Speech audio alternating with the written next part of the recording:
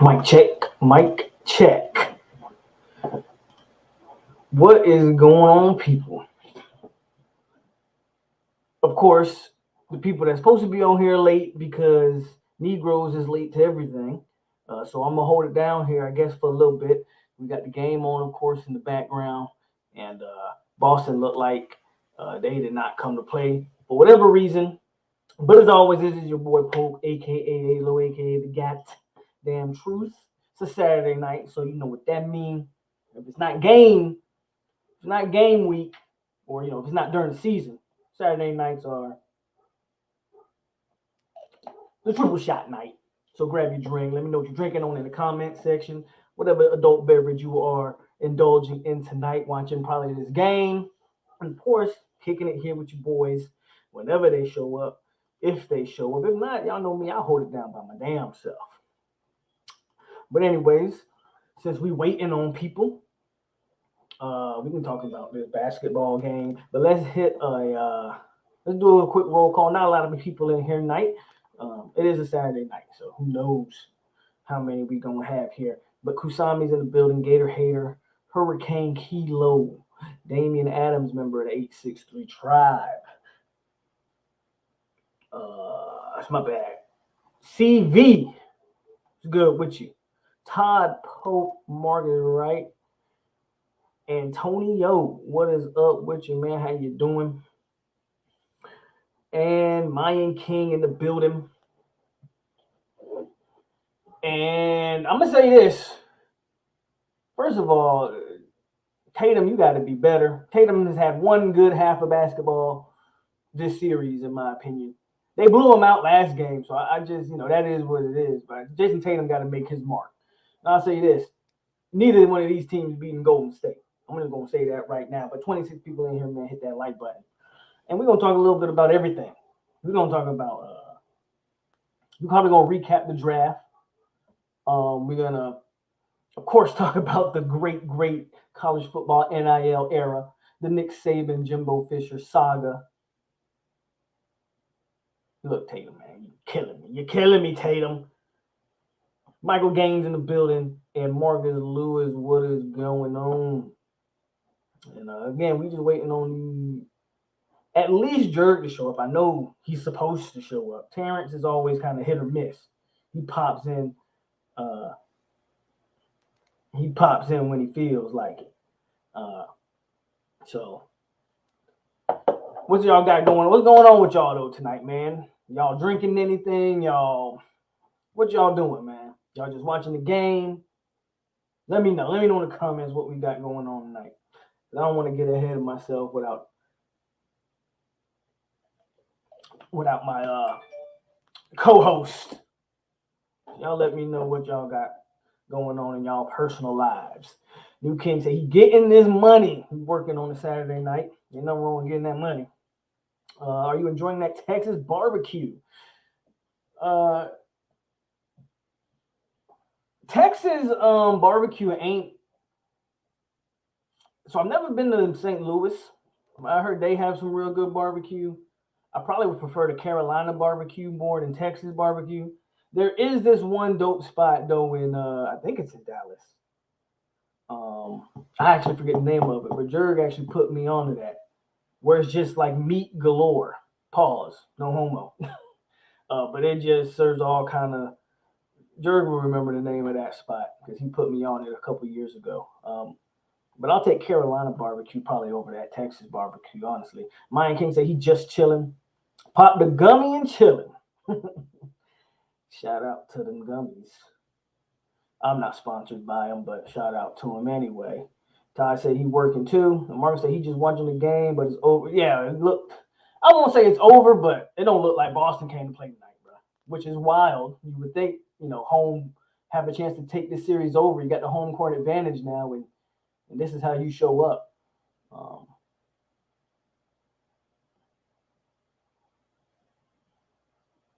Like I said, man, neither one of these teams beating the Warriors, so it don't really even matter.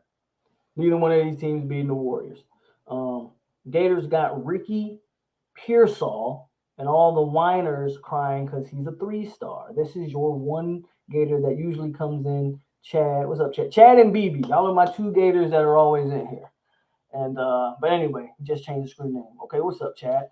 I was like CV, you must be new, but no, that's Chad. What's going on with you, man? Glad to see you. But you know how it is, being a Florida State fan. You know, we cry over every recruit we get or don't get. Some of it is valid criticism. I know nothing about Ricky Pearsall, to be honest with you, so that's that's not somebody that I'm familiar with, and I don't know if he's good or bad, but that's gonna happen. Anytime it's a 3-star, man, that's what's gonna happen. Some people are gonna say, "Oh, he deserves to be a 5-star prospect," and other people are gonna, tell you that he shouldn't even be putting on a pad and helmet. So it is what it is. Raul Tuardo say he drinking beer. What kind of beer are you drinking, man? It better not be no nasty Bud Light or something like that. What kind of beer are you drinking, Raul? East hasn't been the same since LeBron left. I actually think the East has been better since LeBron left. What you talking about? East just won the finals last year. East just won the finals. Priscilla in the building. How you doing, love? Chat on that peach crown. Can't go wrong with a peach crown. That's always a win. A Yingling. I fools with Yingling. I fools with it a little bit. I've been on them IPAs lately. Oh, okay, this bald head bastard done came in here. Let's get Jurge in the building.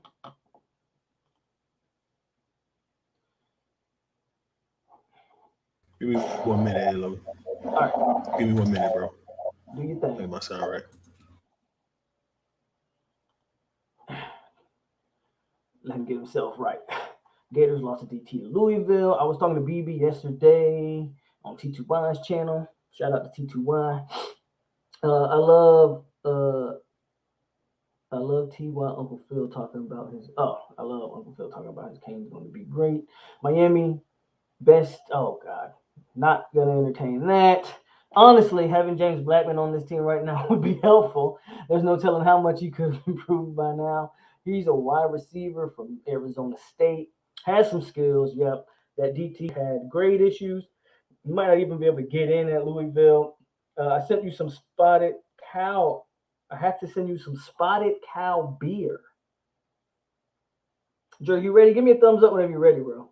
Okay. Yo, y'all hear me?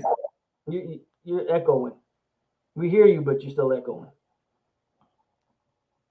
I'll let you fix it and bring you back. Just thumbs up me when you're ready.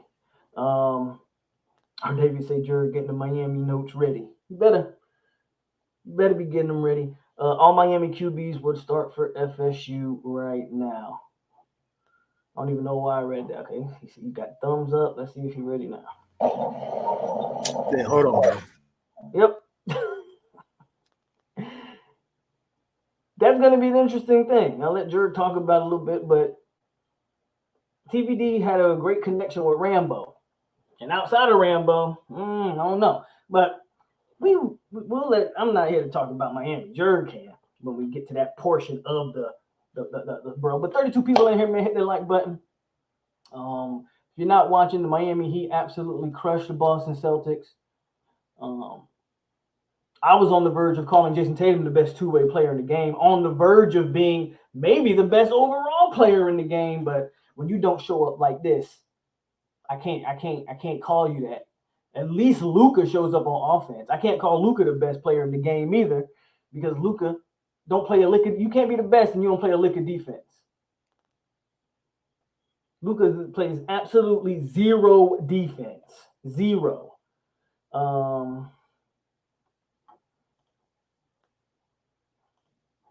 Zero defense. So Luka can't be the best.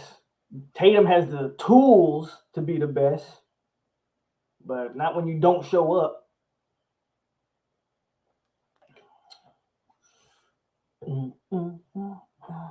Yeah, man, 31 people in here hit the like button. Okay, he back. He got the headphones on. Let's see if this helps him. Yeah, man. We still echo? No, you sound a lot better. All right, cool, man. What's up, y'all? What's going on with you? Man, you know how it go, man. Hold on. Building. Oh, yeah, he was on the other account. Appreciate you. Now I heard you talk about Miami for a split second there, bro. I was only talking about Miami because one of your, I don't know what you call them, brothers, whatever. One of those other Miami fans, he started talking, so I just was talking back. I was talking about the Heat game. The Heat game. That's crazy right now. Tatum, this is why I was trying to tell Terrance before when Terrance was like, Tatum, he just has these moments where he just like right now he's 2 points and he's 1 for 5, and we talking about him being, the top 5 player in the game. And I'm like, he has the tools to be here, just you don't put it together. You know what it is? It's kind of like with Booker. Like with Booker last year, they just seen a guy that kind of reminds them of Kobe, and it's like, oh, that's the next dude. Like, nah, bro, you got to show up. You know what I'm saying? And you got to do that consistently because that's trash. Whenever they bring that up, man, like last year, saying, oh, Booker's the closest thing we got to Kobe in the league right now. Like, are y'all kidding me? You know what I'm saying? Like, let that boy go earn something first, Let him go earn something first. What's the score right now? I just turned it off. 51-28. Shit. That's crazy. That's crazy. So what's up, man? What's Colleen like? A dump. Damn dump. That's what it's like. That's funny, man. Well, what you got? What you drinking? What you sipping? What is that? Honestly, it's like some health stuff, man. This ain't. Oh. If I say what it is, y'all gonna call me Mr. Money Man again. I don't need that energy today. You know what I'm saying? So we're gonna leave that alone. We're gonna leave that alone, man. Let's talk about this. Your boy over there, crying like a 2-year-old. Your boy Saban. Nick. So, that's crazy. Let's start off with Nick. Let's do that. I like that. That's crazy. That whole situation is nuts, right? Like Cats was like, they put up a graphic today. I think it was Sam, not Acho, Acho that be with Marcellus Wiley. So he put up the graphics like, oh, Texas A&M, they went 8-4, but they got the #1 recruiting class. Like, hold up, Saban went 7-6 year one at Bama and had damn near the #1 class the next year. How you think he did it? You know what I'm saying? Y'all can't really Jimbo was right in what he said now about that narcissistic Saban. But see, the crazy thing about it is I think both of them, I don't think either one of them were wrong in what they said. I don't think either one was wrong. I think a lot of people think Saban's a hypocrite for what he's saying, and I can see where people are coming from with that. Jimbo had a WWE style promo. But that's hilarious. Yeah, I don't know, man. I see where both of the guys are coming from, and that might sound crazy to some people. Like, I'm not defending Nick necessarily, but I think what Nick did, I think, was 100% calculated. And I don't think, Nick, you're muted. I don't know if you're muted on purpose or. Yeah, on purpose. On purpose. Okay. I think it got taken out of, I don't want to say taken out of context. Nick's problem is he name dropped schools. But I think the message was not, I think the message was simply, if you what's up, Firewater? If you understand what am I trying to say? If you understand the scenery of that little interview or whatever that Nick was doing, he was talking to his boosters. He was basically saying, I need more money. I need y'all to, A&M's doing this. I need y'all to start dropping more bags. And I think it got taken in the sense of like he was trying to snitch, where I don't know if that necessarily was the case. I think he was just sending a message like, we're in the pay for play era, and it's time to, start dropping the bags. But I don't know how you see it. It was so to your point, I kind of felt like it's something that we say at the barbershop. You know what I'm saying? Like something that's really not that big of a deal because we knew what it was, right? Even with the recruitment of at least from a Miami fan perspective, the recruitment of Shamar Stewart. You ain't got no reason going out there. Had no Right. reason going out there. You know, if you told me Shamar Stewart went to Ohio State, where they got that pedigree, you know what I'm saying? At least some recent history behind them, something. But you went to A&M, and basically, how many defensive linemen did they take? Was it like 9 of them? They signed like all the top ones in the nation. Yeah. Like So all it's yeah. So it's like we knew how y'all got there. Was Saban in the wrong for speaking on it? No, but it's like, man, you got to have. If it was Matt Campbell at Iowa State that delivered that message, all right, Matt, I got you. Yeah, it comes off You because know, it's Saban and his dominance and the fact that people know. Like I even mentioned it, I think last live stream or live stream I did. I even mentioned if you think Tua Tagovailoa's family moved from Honolulu, Hawaii to Tuscaloosa, Alabama, just because they always wanted to live there, you're out of your mind. They left the island to the country, like you're out of your mind. They was on the ranch too. They was on the ranch too. I'm pretty sure they had Alabama's a cheap place to live. I'm pretty sure they had a lot of land and a nice. I'm pretty sure it was a nice place. Oh, they got it all. Yeah. So that's my thing. Is like we know the truth, but because it was Saban, it came off as like you got a lot of nerve. Right. That's why I'm muted, by the way. But you're right. You're absolutely right. Here's the deal: is you're looking at A&M, and you know how we feel about that program. But publicly, I don't think A&M is going to win a national title ever. I just don't see it happening. Right? They're never going to have. If he doesn't pull it, if Jimbo can't pull it off in the next 2-3 years, it ain't happening. It's not. It's not. It almost. This is his best window. Yeah. And the thing is, because of NIL, his window's not as great as we think it is, because Texas is right around the corner. You know what I'm saying? About to jump in the conference. You see what I'm saying? Not only that, but you signed all those D linemen. They all aren't going to play. They're going to transfer out. A few of them are going to be like, you know what? I'm finna go back. Whether Shamar might be like, you know what? I'm going back home. You know, I came out here. I'm finna go back home. Or a lot of those guys are going to say, you know what? I'm out. You know, we've seen it before. We saw Quinn Edwards do it at Ohio State, and he didn't even stay there a full year before he was like, you know what? I'm out. I'm going back to Texas. So Jimbo, in reality, he has 2 years, in my opinion. I think they just did $228 million on their facilities, plus all this NIL money. I know how long the contract is, but the reality is, Jimbo, I give him this. If he had 2 10-win seasons back to back out the SEC West, because those are 2 playoff appearances, I think he would. You see what I'm saying? There would be no more doubting Jimbo Fisher. But I think if you don't at least get 10 wins and get a playoff appearance in the next 2 years, bro, you got to go, man. There's too much going on. Here's the thing. Then he's not gonna go. His buyout is crazy. I'm understanding. Yeah, true. Granted, they'll pay it if they really want to. But this is A&M we're talking about.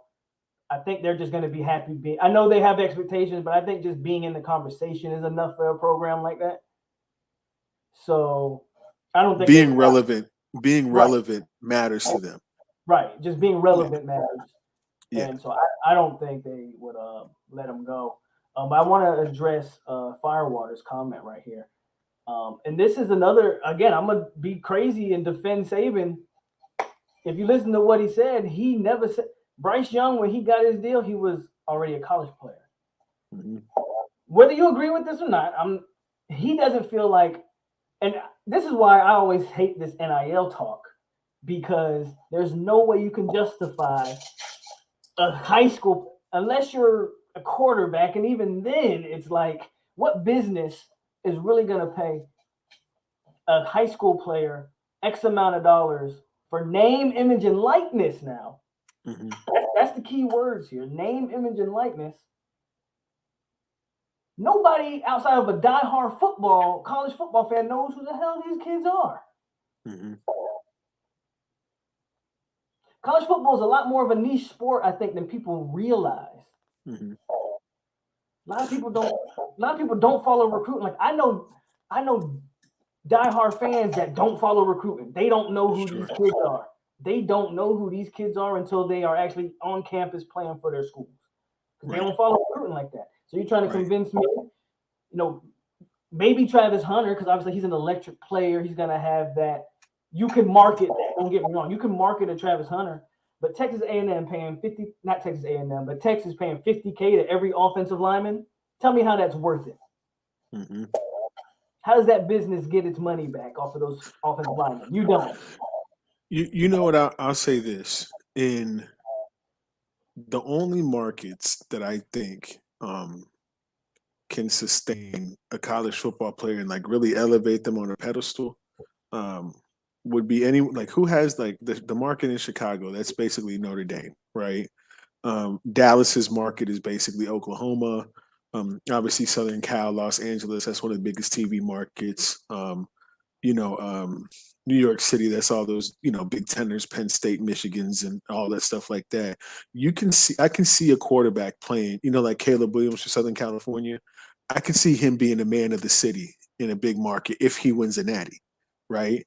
And like when your key word is if he wins a natty, meaning he needs to get on a college campus and actually make a name for himself. Yes. These kids out of high school aren't warranting the money that they're claiming. And I think a lot of these, and like my man Chad here, I think a lot of these numbers are fake. I think that is absolutely fake number. There's no way that kid's cashing $8 million. If you told me for him, Nico, if you told me $250K a year over the next 4 years, I believe that. That makes sense. That's believable. I would not believe $8 million. My math's not great, but that don't equal $8 million though, correct? Right. I'm not a mathematician, but that doesn't equal $8 million.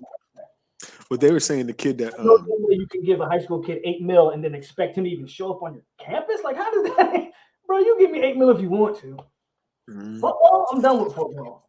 They have the kid that we were involved with, Jaden Rashada out of Pittsburgh, California, and somebody said he wants $5 million NILs. That's what the asking price for Rashada. Boy, who gonna give you $5 million, boy? Ain't nobody seeing you, boy. I ain't even seen your ESPN, man. Like, you know what I'm saying? So I think some of those numbers got to be fudged, A-Lo. I think definitely inflated. Yeah. Some of those numbers might be like projected earnings if you're a potential number one overall pick type deal, like something like that. So the kid, insurance money, maybe it's something. I don't know. That kid who just transferred to Southern Cal, Jordan Addison, I think he's got a legit chance if he really got managed properly of making good money off NIL. Because I can see, like the State Farm commercials, or like Allstate, like, hey, you're in good hands with Jordan Addison. This is the Biletnikoff winner. You can make something out of that. You know what I'm saying? But again, to your point, I need to see you do something, and I need to see you build a national. You know what I'm saying? I talked about this the other night. I did a little pod the other night. Even when Addison was a name that I brought up, because even him, people don't even know he won the Biletnikoff, bro. I agree. I first saw his name. I was like, who is this? Oh, that's dude from Pitt. That one on the football field. Yeah, he's probably worth the money, but if he's marketed right and handled correctly, sure.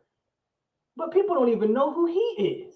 Well, I'm just saying from the standpoint of I can go to a company. If I'm his agent, I can go to a company and say, I've got this Biletnikoff Award winner. This is a marketing campaign idea I have. Go run some money with it. You know what I'm saying? I could do that with, what's it like, Derrick Henry. Go ahead. You just brought up an interesting word, an agent. Oh, yeah. Oh, yeah. Oh, yeah. They have to. That's what I think. There's no way they're striking $8 million deals, and this is between them, mom and dad. It's not. No. They all have to have an NIL representative, man. There's got to be them out there. Once you sign an agent, you're no longer eligible. Like that's the whole reason. That's the whole reason why kids can declare for the draft, and if they go undrafted, they can't come back because they have an agent now, right? But so that's the word though. This is I think if this is a representative of that person, right? So you can even So basically just we're call the person using, your contract lawyer. we're But just, that you know, we're just kind of just, spitballing, we're you know. rewriting the definition of agent now is what we're doing. But that's what they're gonna do. Yeah, no, You you're know what I'm right. saying? Yeah, I mean that's the only way to get around it. Because to your point, how could I write up or sign off on a good NIL deal at 17? You know what I'm saying? Or at 18 years old, like, you know what I'm saying? Somebody has to keep in contact with the wording and what my actual responsibilities are, and like, you get what I'm saying? You don't want to get screwed over on the deal, like, oh, I can't get, like, you know what I'm saying? Just thinking that. Um, what do you say? What makes you guys doubt the numbers? Eh, Firewater, what makes me doubt the numbers is how much Kenny Pickett just got drafted, right? Middle of the first round. Mm-hmm. His guaranteed. You cut out. Can't hear you. My fault. You got me. I got you now. You just cut out for a second for whatever reason. But a mid first round or mid level is guaranteed probably about 25 million. You're gonna give 8 million to a kid who hasn't even, you know what I'm saying? A semester in like that's wild. That's wild. Yeah, and then he says there's some crazy rich boosters out there ready for a good. I hear you, but those guys didn't become crazy rich by throwing their money away either. Mm-hmm. And essentially, you're telling me you're just throwing money to a high school kid blindly and hoping that you get a return investment on that. Look how bad DJ Ugalele is right now. Right. You can't make a buck off that dude right now because he's absolutely terrible. But he was a big time 5-star. He would have got all the hype. He wasn't he in a Pepsi commercial? I Or think Ugalele, wasn't it Pepsi or Dr. Pepper? It was like Dr. Dr. Pepper or Pepper. Pepsi. Dr. Pepper. I bet you don't see him in another commercial. I bet you don't. So I don't know, man. John Ruiz. The only thing I'm going to say is I hope it's all legal. Right? I hope it's all legal because there's nothing. I think he is too, but with the way he's wording things, and honestly, if you compare, they had a discussion about NIL collectives versus actual businesses, right? Yeah. The way Ruiz seems to have structured it seems to circumvent that language. You know what I'm saying?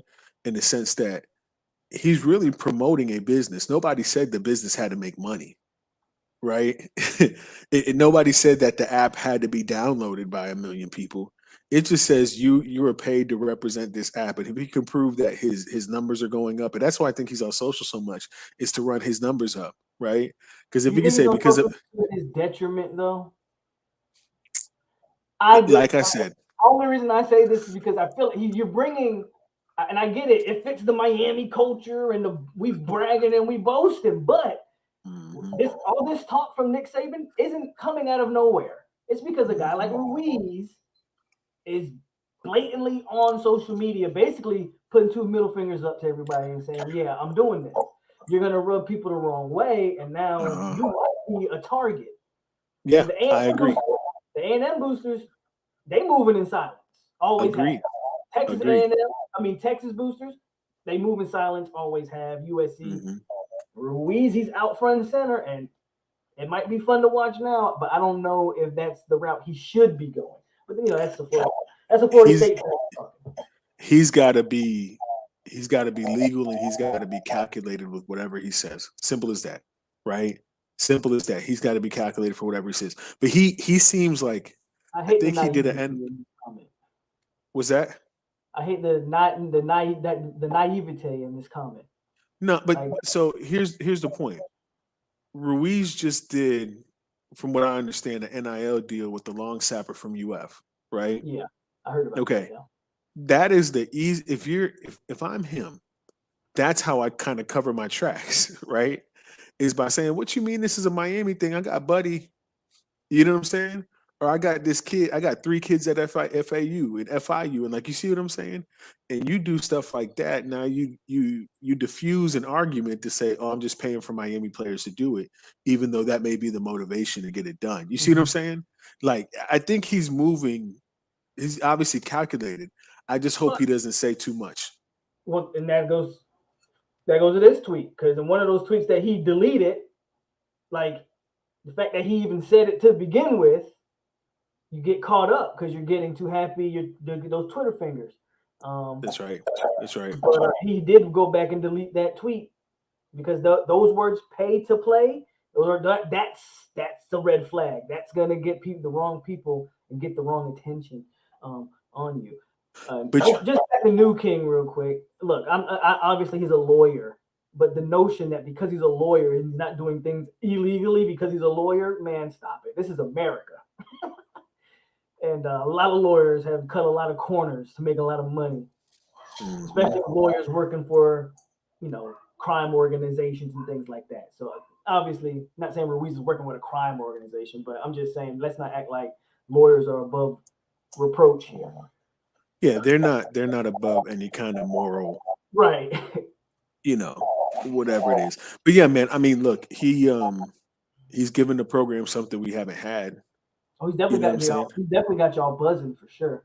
And I think from a financial standpoint, as a Miami fan, and I forget, I don't know if we talked about it on here, but Miami's reluctancy to pump money into football and to get boosters to pay up for 20 years, right? Now that it's coming full circle, you just have this braggadocious guy. It's kind of like, hey, I'm kind of glad somebody's actually interested enough to throw some money at us. You know what I'm saying? Because it seemed like that was never going to happen. It seemed like that was never ever going to happen for us. Mm-hmm. Good comment. That's a good comment, CV. Very good comment. Very, very good comment. Very, very good comment. But yeah, man, this NIL thing has the sports world really going crazy. You know what I'm saying? And a lot of them former, the Travis Johnson article I shared with you the other day, talking about Bama, y'all were NIL. He told that story a couple of years ago. I heard him tell It's that just story crazy. a couple of years ago. But I'm just saying, is these guys really, for years they did that in silence, to your point, right? Yeah, now they don't have to, right? Right. But so remember, I was telling y'all as well, like, a newspaper in Tuscaloosa isn't going to dig into Alabama boosters' financials because they know better. No, it would take an outside source to crack down on Alabama. It would take a mole or something like, someone would have to investigate that. But how do you penetrate that kind of inner circle at Alabama though? That's impossible. You know what I'm saying? Them boosters got to be. You know what I'm saying? It'd be tough. So you look at a Miami, right? Or and the USC, reality, stuff bingo. like that is going to get leaked in LA or South Beach, or right, because there's just too many people looking to come up, so to speak. Right. Well, people don't mind the university falling in Miami because they got other things. Right, but in Tuscaloosa, the whole state of Alabama, we need that money. Yeah, you know what I'm saying? I hear that. Yeah, man. So we got some transfer portal talk. Okay, we said when transfer portal. Yeah, I see some transfer. I see mine up there. What's up, mine? How do we regulate what? How do we regulate the transfer portal? I think he's talking about how to regulate NIL. Why should it be regulated though? That's a real question. Why should it be regulated? Right. So again, we brought up I brought up in the group chat, Alo, SMU in the 80s, right? Mm-hmm. SMU in the 80s, they went down, got the death penalty for what they were doing. They said lack of institutional control, right? And the only reason it got that bad is because they had two papers in Dallas blasting them on the regular with stories about pay for play, right? And they share a story in there about Eric Dickerson. He got a Trans Am paid for by somebody who was recruiting him, and they called it the A&M Trans Am because Texas A&M paid for it. They thought he was allowed to go to A&M, right? Oh, yeah. So my question is, y'all had no problems not regulating it then, right? Now y'all want to put clamps on it and try to make it a level playing field. You see what I'm saying? Because it's clear as day that this has been going on in forever. We're not stupid. Jamarcus Russell was in an Escalade on LSU's campus. Jamarcus Russell, Escalade on 22s. You know what I'm saying? And you think Jamarcus ain't been getting money? Like, come on, bro. We were talking about your boy earlier, Darren McFadden earlier. Remember the car he had at Arkansas with that thing was on like 26s or something. Like I remember seeing the pictures of the car he had at Arkansas. So yeah, we know how it works. You just want to is it kind of was regulated to a degree just because if it got to the like that's why SMU had the death penalty, right? Because there were rules in place, whether or not sometimes a blind eye was turned to them or not. Right. But there were rules in place. It seems like with NIL, there's strictly zero rules right now. Well, the rules back then were don't get caught. Right? That's what it ends up being. Back then it was just, hey, if you get caught, that's on you.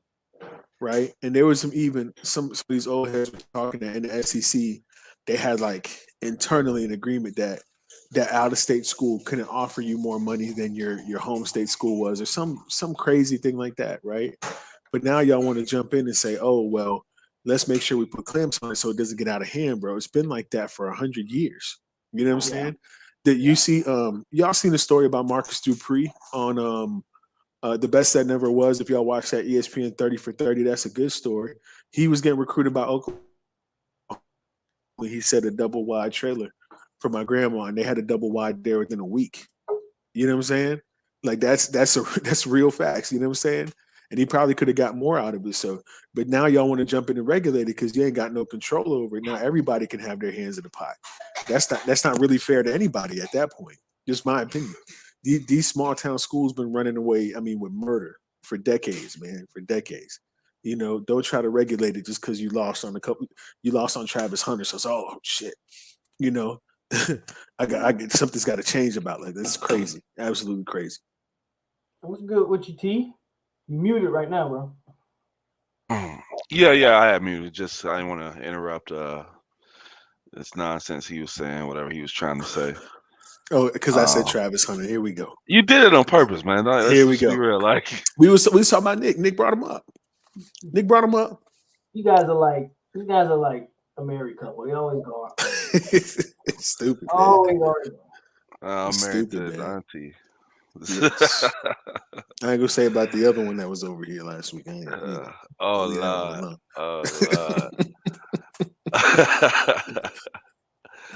Oh man. So James, we was just talking about since you're a little late, we'll let you get your input. We talked about Jimbo and Nick. I know you wanted to cook on it that day. By all means, people they're gonna love to hear what you got to say. What we talked about, and we just been talking about NIL as a whole. So, I mean, Nick was just hurt, man. I don't know. I guess he probably had some money that doesn't he have a #1 recruiting class bonus or something like that? He got some bonuses worked into his contract. He probably didn't get. Was upset. He's got it's a wild west, and it didn't work out completely in his favor. Although, I mean, dude, you had a #2 class. Let's not act like you ain't pay people. Like the bags dropped on your end too. I really don't know what the point of it was. Like, and then to go after Dion. That was crazy. Just like, dude, are you serious? I think that definitely was a bad look. That was the worst part. I don't care what he said about Jimbo. That was like whatever. That's just pettiness, and gamesmanship. But the Dion shot, Dion got one guy. Like, well, he got did he get two? If you want to count Coleman, but we know who that like. Yeah, Coleman's not the prize of that, right? Coleman's cool, but the prize of that was Hunter. Dion shouldn't even be in Nick Saban's mind. Like, right. Well, but that tells you something. That's not even in your stratosphere. Dion isn't even there yet. He had no reason to be offended. He's looking at it. He had no reason to be offended. No, he doesn't. There shouldn't. Nor Nelson on camera talking about Dion. Well, this is all anyway. That's what I'm saying, bro. But you look. Imagine either one of our coaches, FSU, Miami, whoever, getting on a microphone and being mad at FAMU for you know what I'm saying? Like, man, we don't even play y'all. Y'all can't play for no natty. We don't play y'all. Come on, bro. I might see y'all in the exhibition, week 1 blowout. You know what I'm saying? This don't affect you, bro. Just leave it alone. Leave it alone. I'll tell you what though, Jimbo, the way he talked about Saban, and he was like, but he's the best, right? Like, kind of in quotations or whatever. You better make sure you come and beat him next year, because don't think that the whole Alabama team don't got that. You know what I'm saying? Oh, we gonna see it. We gonna see like a in-game field goal or Hail Mary pass while somebody's up by a couple touchdowns. I was fully entertained by Jimbo. Don't get me wrong. I have two problems. Absolutely. I have two problems with what Jimbo had to say. For one, be careful, because you worked for that man. So you were a part of a lot of the stuff you're accusing him of being. Boy, and you got jobs because of it. You got opportunities because of it. Thank you. Yeah. You got opportunities because of it. So don't play like you sanctified and holy, because you were right there burying the bodies with them. Mm-hmm. So be careful with that. And number two, I don't like how he tried to hide behind Bobby Bowden. That was messed up. That was messed up. His name out of this. Don't try to hide behind Bobby. And talk about Bobby was doing what you learned from, but just Bobby didn't need to be put in it. He just did. Right. There were two things I had a problem with Jimbo. He had because remember, I don't think Nick Saban ever said they did anything illegal. Nick Saban never accused them of cheating. He just said they was paying for players.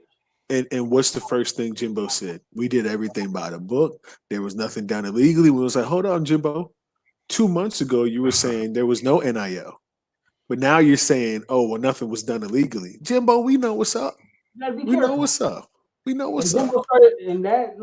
Jimbo started talking to him, and I said it in the group chat. Remember, I said Jimbo's dry snitching, and he dry snitching on himself too. Mm-hmm. If he don't be telling on himself, he got to reel it back a little bit. Yeah. I said it in the group chat when he was saying this stuff. Yeah, no, for sure. I tell you what, man. Lion King say so. No more Affleck commercial. Yeah, I don't think Deion. Ain't no way I'm doing a commercial with him if I'm Deion. I don't think Prime and Nick doing no more commercial. Ain't no way, boy. This is what needs to happen. When that game gets played, we got to be on here live. That got to be a watch party game. I want to see that versus A&M. That got to be a watch party game. I want to see how that goes. Is that in Bama or is that in College Station this year? That's a good question. I mean, if it's in College Station, I think Jimbo beat him in College Station last year. I think it's in Bama this year. I think it's in Tuscaloosa this year. Yeah, if it was in College Station, they ain't nothing. Them tickets, we wouldn't be able to make. We wouldn't get him. Them tickets gonna go for. So hold on. So we did this last year. Hold on, we did this last year about this time, because just talk about A&M, right? So we called out A&M's record last year, and I think when we looked at the schedule, we looked at it was a pie schedule last year. Am I right? Like we thought there was good. I forget what we predicted though. You prompted me to look at it now. Okay. But I do remember we did do this for A&M last year. So they got Sam Houston State, which is a fantastic FCS school. If y'all don't watch FCS football, they got one of the best FCS programs in the country. Sam Houston State, App State, Miami, and Arkansas, right? At best, they come out of that 3-1. That's my opinion. At best, there's no way they come out of that undefeated. Arkansas looked too good last year, right? Arkansas is being predicted to be pretty good again. Right. So they're only going to grow, right? I think we're a wild card. I don't know what we're going to look like, but we'll see, right? But I don't think they come out of that 4-0. Y'all taking that. But anyway. Continue. I mean, you have all the right to, I'm here to speak the gospel of Cuban Jesus. I ain't going to, dive into that. But here's their next 3 games, though. They're on the road at Mississippi State, at Bama, at South Carolina, 3 weeks back to back. But they got a bye week after Bama before South Carolina. So what they come out of that 2-1? They're going to lose to Bama. We got to assume that. I don't know. They beat them last year. Like, I don't want to assume anything. Look, in Tuscaloosa? I mean, I get it. It's tough. But look, I don't know, man. Jimbo's teams are really predicated off the quarterback play. He finds him one, talent everywhere else, though. But the thing is, Jameis Winston and Jamarcus Russell, have they walked through the door there yet? We don't know. And that's the only thing I can say is we don't know. We can go pull the recruits right now. I'm gonna tell you right now, I don't see one. Okay. You know what I'm saying? I mean, that's fair. That's fair. I don't now. Maybe does he have another DeAndre Francois on the roster? Probably. He might got one. He's recruited well, right? But Jameis and Jamarcus, I don't know if he got that, right? But Pete, so after South Carolina, home game versus Ole Miss versus Florida, then back on the road at Auburn. There's no way they winning all three of those. So we counting 3 losses. Well, we know the SEC West is a gauntlet anyway, right? So I don't think they'll be. Didn't they lose to Ole Miss last year? Didn't they lose to Ole Miss last year? No, I'm thinking of the Arkansas game. That Arkansas game with Ole Miss was a shootout. Let me pull that schedule, man. I don't remember. I feel like they lost at Ole Miss last year. All I know is someone got fired for the same record Jimbo has right now. And someone had a Heisman winner. And he beat Bama too. And multiple firsts. He had Mike Evans go top 10. Mike Evans, yep. Oh, and by the way, I'm not gonna say he was recruiting as good, but he was recruiting that. Remember, some of them recruited Kyler Murray and all these other guys too. Miles and Garrett. Kyle Allen. He recruited Kyle Allen. Yep. The man recruited 2 5-stars in one class. How wild was that? They did lose to Ole Miss, by the way. Kyle Allen and Kyler Murray in the same class. Right. So Pete, they lost to a down LSU. They lost to Ole Miss by 10. Ole Miss is shaky this year, right? Lost to Arkansas on the neutral site and lost to Mississippi State at home. Right? I don't know, man. I don't know how much better A&M is really gonna get. You know what I'm saying? I just don't. I don't know. Maybe in 2 years, to your point, Adrian, 2 years. What do you say to Firewater? He said we just saw UGA one with a bum at quarterback. We just, really UGA. did. Hold on, UGA won with a bum at quarterback, right? On defense, how many NFL starters do they have next year? They had the number 1 overall pick on defense. They have a surefire starter in Jordan Davis. Kobe Dean might make a Pro Bowl next year. I don't care what nobody say. I don't know how he. I don't know what happened. I don't know how he fell. We'll save that. We'll talk about the draft later on. Right, but they got Lewis Sign, he went to Vikings. The safety, he's going to start. They had another linebacker that was actually drafted before Kobe Dean. And the other they had 4 first rounders on defense. They had 3 linebackers that should have got drafted. And I don't know if A&M's not wielding that type of talent. No. That type of talent don't come around like that. And let's not forget. And that's not to talk about them tight ends, man. They had I was going to say the tight end. Bowers. Bowers is going to be a first-round pick. Bowers, the dude under Washington. him, and then the other guy they got, that transfer from Florida. He's a monster too. They got the best tight end room in the nation by far. By a wide margin. By far. Yeah. So you can say Stetson Bennett was a bum, but he made it work. He definitely made it work. And they had 2 running backs drafted this year. James Cook and then Zamir White. Both of them got drafted this year. Right. Yeah. You know? I mean, that team was loaded, man. It was loaded. It was absolutely loaded. Those some familiar names. So hold on. So we're y'all want to segue to the draft, or y'all want to? I was gonna say that might be the transition. This is what I'm gonna say about that, Redavius. If you look now, I think he only played 47% of his snaps, Trayvon Walker, right, or something like that, or 57, whatever it was. But they had a deep rotation there, and he wasn't even a starter a lot. There's no way, right? Because we're able to sit here and look at combine times and you know what I'm saying? I'm telling y'all right now, there's no way y'all went to watch all of those defensive ends work out, look at that kid, and not want that kid on your team before Hutchinson, before Thibodeau, before any of them. That dude is one of the rarest body types you guys will ever see, one of the rarest athletes that you guys will ever see. He's insane. He's insane. So, my take on Walker is simple. he's either going to be an All-Pro or we're not going to know who he is in 4 years. I completely believe that. I think he's either going to be an All-Pro or he's going to be Vernon Golston or something. Like, we're not going to know who he is in a few years. I think he's high boom. You're muted. Can't hear you. Oh, you got a kid on in the background.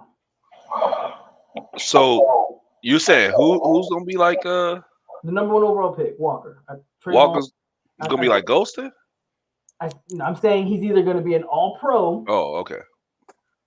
Or he's gonna be out of the league in 4 years. I don't know personally, and I could be completely wrong here.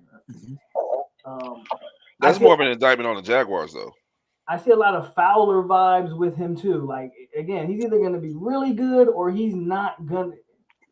We're not gonna know who he is in a few years. You want me to tell you what I think his career is gonna be? Truthfully, I think he ends up being like Jadeveon Clowney. I think he'll be in the league for 10 years. He'll start for 10 years. He'll never have a breakout. He's never going to have a breakout. He's never going to have that 16, 17. She just took my damn hot sauce. I think what? What you need hot sauce for? And I'm eating. She came over and took the hot sauce. You better leave her alone. You better leave her alone. You're allowed to have it. Pretty much. But nah, man, I think Walker's going to come in. He's going to be every down right away. He's going to be a great run defender off rip. I'm telling you, this is what's going to happen.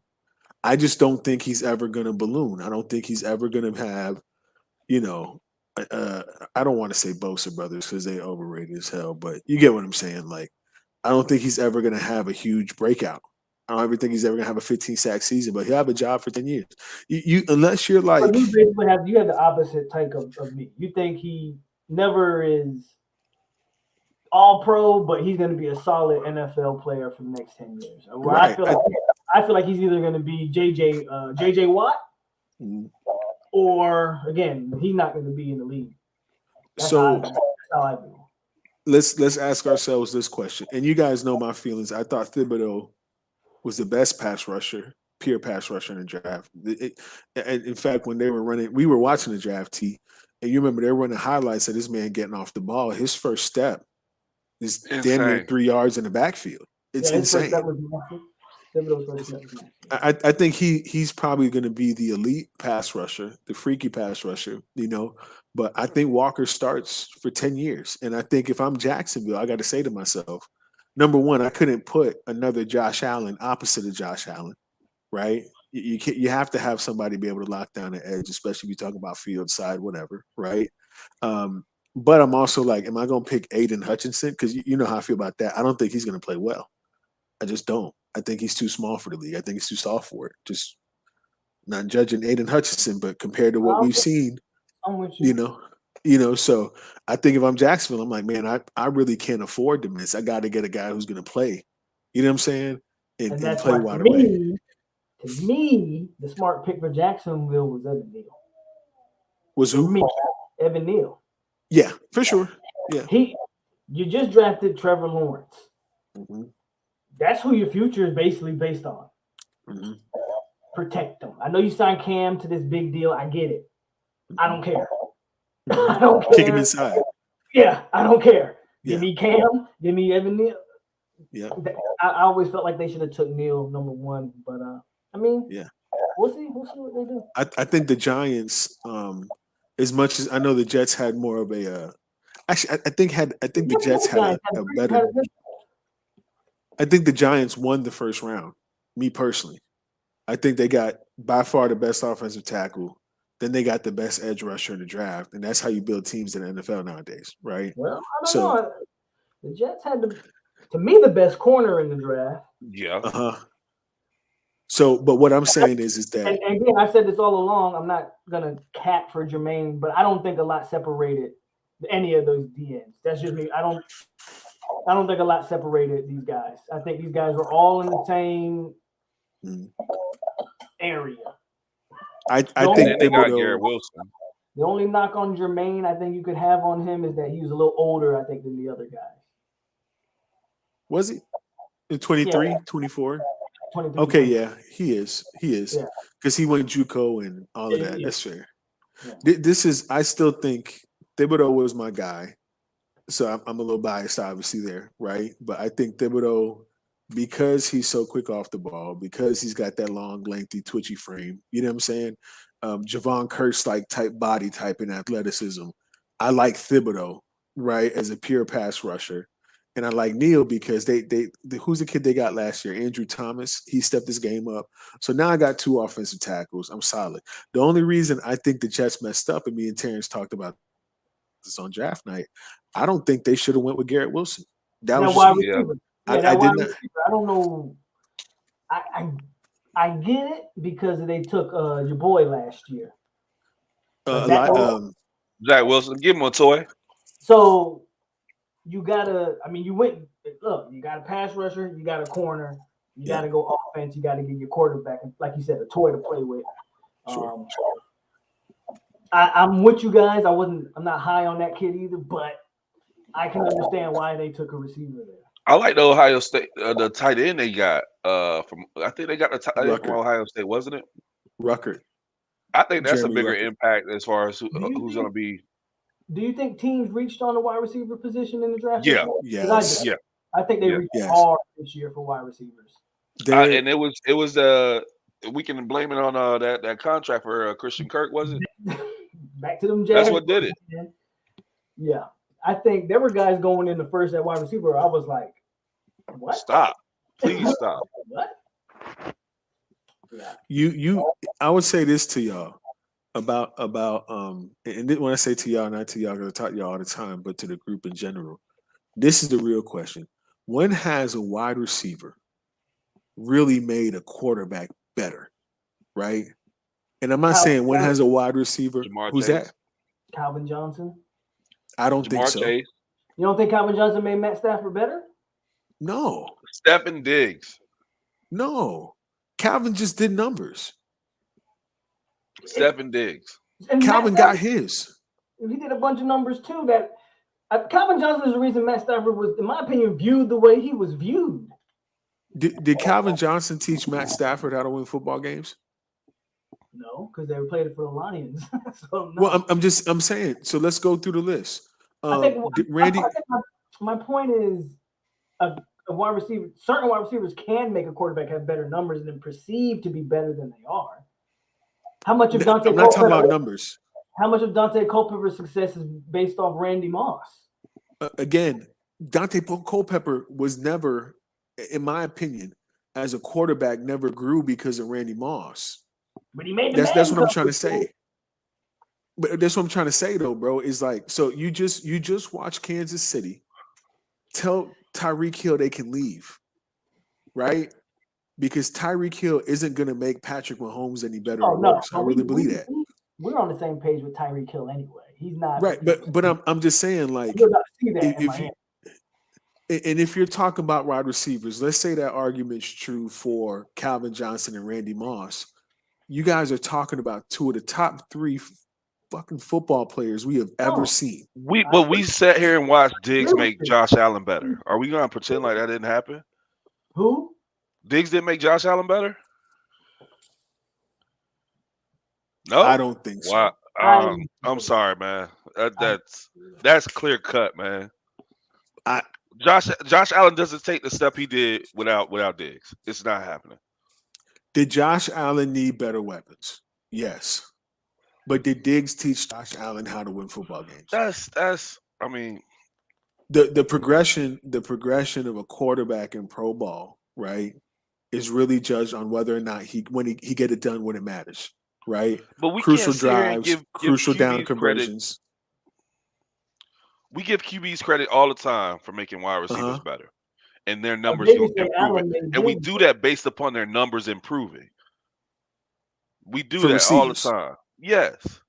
Okay. We say, hey, this quarterback made this guy better once they got there, and look at the numbers, and this is how we can quantify it. So, but we're gonna ignore the numbers increasing for Josh Allen when he got Diggs there. Okay, so this is what I'm going to say to you: did Diggs truly make him a better quarterback? right? He ran numbers up, right? He ran numbers up. Josh Allen, and we can argue that this year, you can argue that he should have won that KC game, even though he didn't, right? Nah, they shouldn't have won it. But there's a bunch of things that's a defensive thing, that's a whatever, right? But Yeah. even if we say Stephon Diggs, let's say Stephon Diggs, and I give you Stephon Diggs. Who else, man? Who else? Right? The point is that People they want to go argue out. Jamar Chase. But the point is though you go out. First of all, Joe Burrow, before he got hurt, right? That rookie year, he showed glimpses without Jamar. Can we all agree on that? I think I understand what Jurge is basically trying to say. Like, if you want to look at numbers, but at the end of the day, like, we're talking about quarterbacks learning how to manage football games, win football games. Just the cerebral part that comes with the quarterback position. A wide receiver isn't gonna improve a quarterback in that area. I think that's where Jurge's trying to go with it. And when you're talking about, the Jets taking Garrett Wilson doesn't fix that problem. I agree. No, I agree. Now, if you told me the Jets took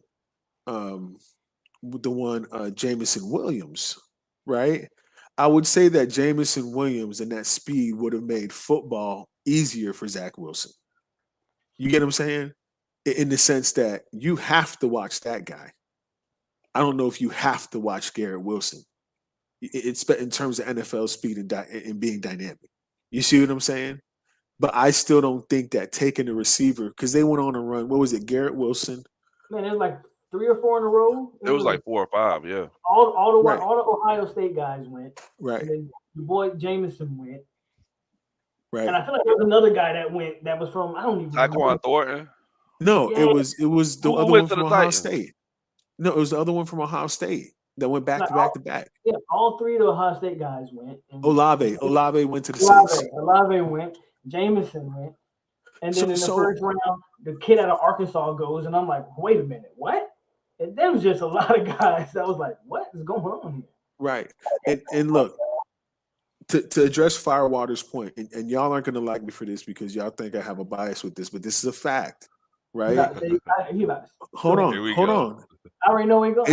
What do we do in Tampa? Well, what did we do in Tampa for Jameis?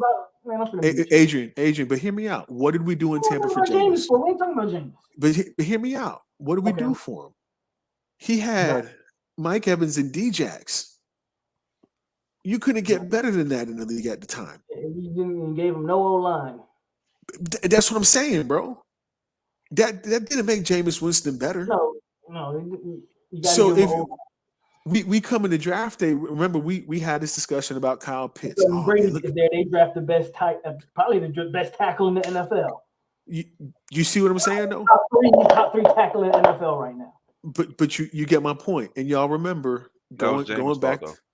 But going back to the drafts, though, Adrian, and I always tell this story, the Laramie Tunsil draft. Yeah, because we were over here together. Yeah. We was over here looking at Larry Tunsil fall, and they said, "Oh, we're gonna take Vernon Hargreaves." Fan at this point, obviously. Come on, bro. David is the quarterback, so I'm all Tampa Bay. I'm 100% in. Man, I'm free falling, and I'm like, man. And we take Vernon freaking Hargreaves. Right. And what happened? So again, the point is that this run on receivers, like this desperation, I understand the contracts and stuff like that, but it's like, are y'all kidding me right now? Like, if I got a young quarterback, you know what I'm saying? The NFL is a funny league. Now, these guys are these GMs are, and you see this in the NFL year after year. They get a unique player come around, so now everybody wants the next Tyreek Hill. Right, Randy Moss came around, and I remember Troy Williamson, bro, out of South Carolina. We talk about him all the time because people were looking for the next 4-3 guy that could take a top off the defense. Troy Williamson couldn't catch. He couldn't catch this plastic bottle if you threw it to him from 5 feet. But but he had track speed. So the NFL is they get happy that like a certain player will be unique. And they'll want to find that guy again. You're not going to find another Tyreek Hill. Even though I'm not high on Tyreek Hill, he is unique. He's who he is. Yeah, he's unique in his way. So right. Well, y'all kill me with this Tyreek Hill stuff though, man. Y'all like go watch the Super Bowl I with the Bucks. I hear you. I hear you. I mean, This is what I'm always gonna say. This is what I'm always gonna say about receivers, bro. If you tell me about receiver impact and you have to say, well, look at Randy Moss and look at Terrell Owens and look at da da da. Boy, them boys How come about the off the GOAT? tree. You You talking know what I'm about the saying? Once every 15 years, you're gonna get Yeah. one of those guys. Yeah. Larry Fitz, let's call it what it is. Larry Fitzgerald, as fantastic as he is, right? froze up. Okay. My bad. But as fantastic as Larry Fitzgerald is, after Anquan left, what happened to that receiving core? He still needed a guy to run with him, right? Let's just call it what it is. He still needed a guy to run with him for that team to be dynamic. Like, it's hard to be that great at wide receiver. So it's like when Green Bay, people's like, oh man, they're not getting A-Rod any weapons. I'm like, after they just ran off 87 receivers, you want them to take the seventh best one on the And I board? was just going to say, A-Rod's made, and there's no knock on Devontae Adams. A-Rod's made every receiver he's ever played with, bro. Jordy Nelson. Jordan, every receiver. Jennings, every receiver he's ever played with. He's James made. Jones. I Randall feel like that's Cobb. real disrespectful to these guys and their talent, though, man. I hate hearing that. Like, We're talking about when the you draft say position, though, T. We're talking But about the draft position. We're not Peyton saying that they're Manning bad. made so his, so and there's no so knock who on what made Tom Brady then? He was was drafted great. in the 7th round. Tom Brady was made too then because he was drafted in the 7th round. To an Are we gonna say extent. that? To an Quarterbacks, extent.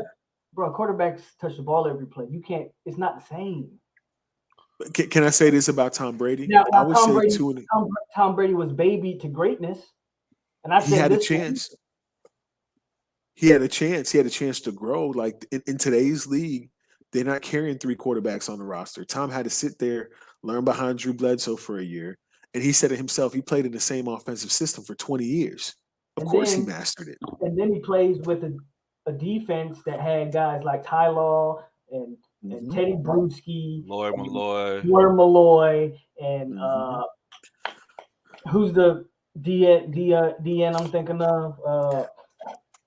McGinnis. Richard Seymour. Oh, Willie McGinnis. Richard Seymour is another one. I mean, come on. They had that real big boy, the Hurricane. That defense was littered with fringe Hall of Fame guys and Hall of Fame. Will Ford, yeah. Then, so, but again, though, if we're going back to that draft talk, I know we stopped on the Jets, but that's why I didn't show the Jets. I love Sauce, Sauce being there, but we were watching the draft, and me and Terrance was like, oh, that's got to be Kyle Hamilton right there at what was it, pick 10, pick 11, yeah, right? We was like, oh, that's got to be Kyle Hamilton because they just like filled it would the have been defense out. beautiful. Yeah. But we're gonna go wide receiver. I think if they would have took Kyle Hamilton and then doubled down and got Jermaine Johnson, their defense would have been insane. Who was making? Because there's one team that sticks out to me that was just terrible. But to y'all, who's the team that you were like, what are y'all doing? And you can't say the Panthers, Terrance.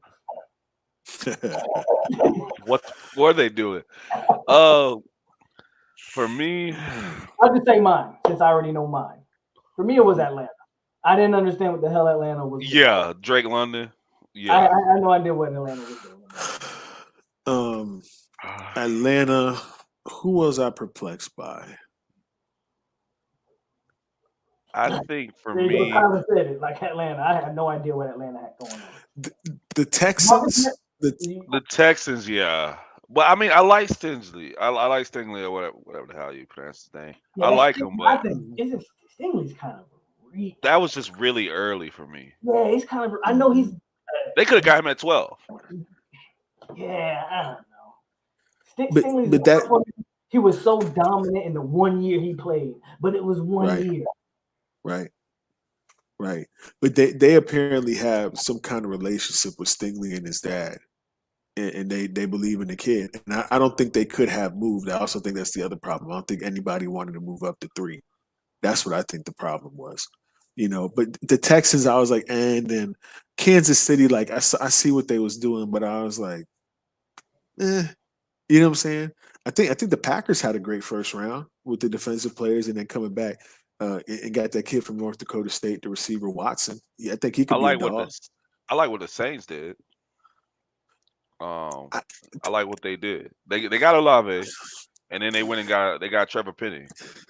but if you didn't get Olave, right, and you're the Saints, right? Like, and again, what won them the games last year was they ran the piss out the football, so you get the offensive tackle back, cool, right?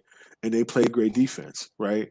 Now maybe they didn't like the medical on and the Kobe Dean because I was like, okay, Saints they still need linebackers, you know what I'm saying? But I Yeah. didn't think the Saints were like, what are you gonna do? Y'all gonna get in a shootout with Tampa Bay? You know what I'm saying? I'd be more focused on stopping those guys than getting in the shootout with Tampa Bay. That's just my opinion. You know what I'm saying? Just my opinion. I didn't think Olave was the guy though, but Christian Watson out of Tampa plant. That's right. He was like a no star, wasn't he? Christian Watson coming out of high school. I don't know. I don't remember. I don't remember. I think he was like a no star or something like that. But yeah, man, I liked The the Pittsburgh pick. Giants. They had the pick, right? The pick in the draft. Oh man, we when I got tell up you and was that, cheering. yo, that laughing video I sent in the chat was genuine, bro. It was like just. So, like, were any of y'all surprised that there wasn't more of a reach on? Like, we've seen in the past teams reach on a quarterback position, but it's like this year they reached on the receiver position, and the quarterback position was an afterthought.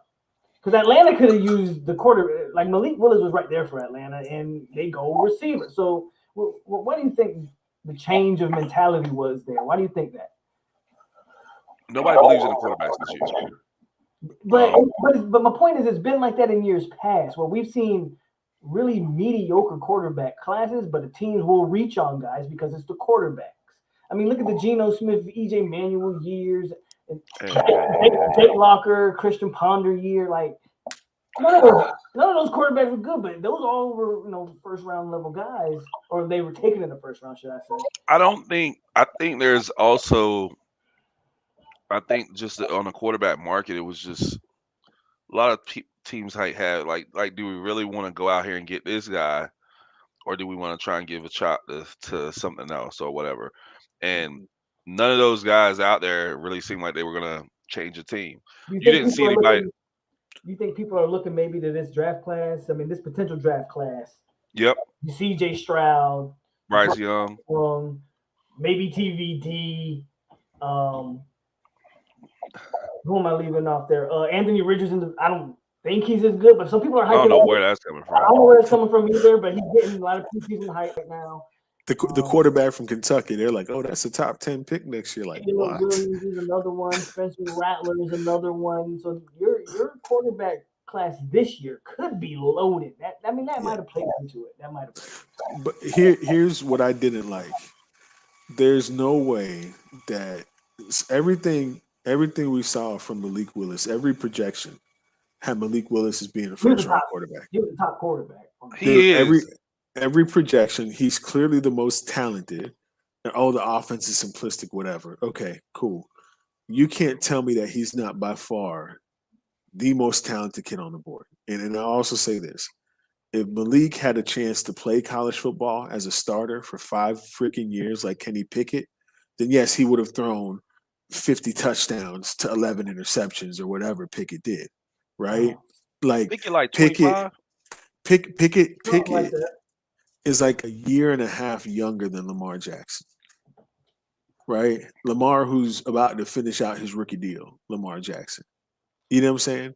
If you give these guys 5 years, of course they're going to look like they're phenomenal. Of course they're going to look like they're phenomenal, man. Try it, Terrance. Yeah, crack that open. What happened? I decided to give it a shot. Oh yeah, how is it? Crack that open. We tried it. Yeah, it's smooth. I got it sitting back there.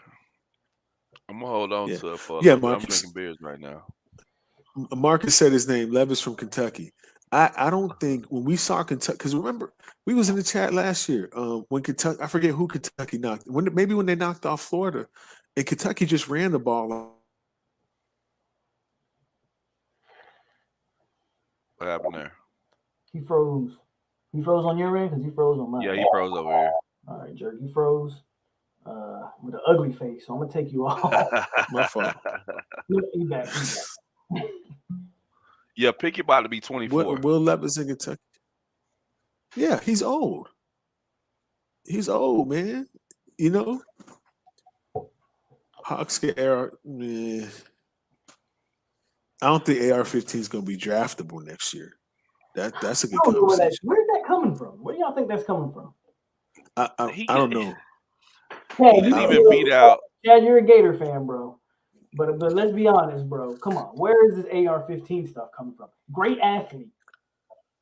We know he's an athlete. Amazing athlete. Let's call that what it is. But what are we talking about? No idea. Hey, what did we say, Alo? That's Pat White at 225. That's what AR looked like. He's an athlete now. He's crazy. It's crazy. Scary. Crazy. He got the ball in his hands. It's good things can happen with the ball in his hands. But unless you put a run it 45 times a game, I don't see what you're doing with him at quarterback. He's running that triple option, bro. I don't really know what we really doing with AR right now. Hey, while we talking about Florida quarterbacks, I don't know if I said it, but when I see Emory Jones transfer to Arizona State, I'm like, you still playing quarterback? But I'm saying, you still playing quarterback out there? They gonna let you do that? Leave Emory alone, man. He out there with Nestor. When he played FAU, he was the second best quarterback on the field based on in-game performance.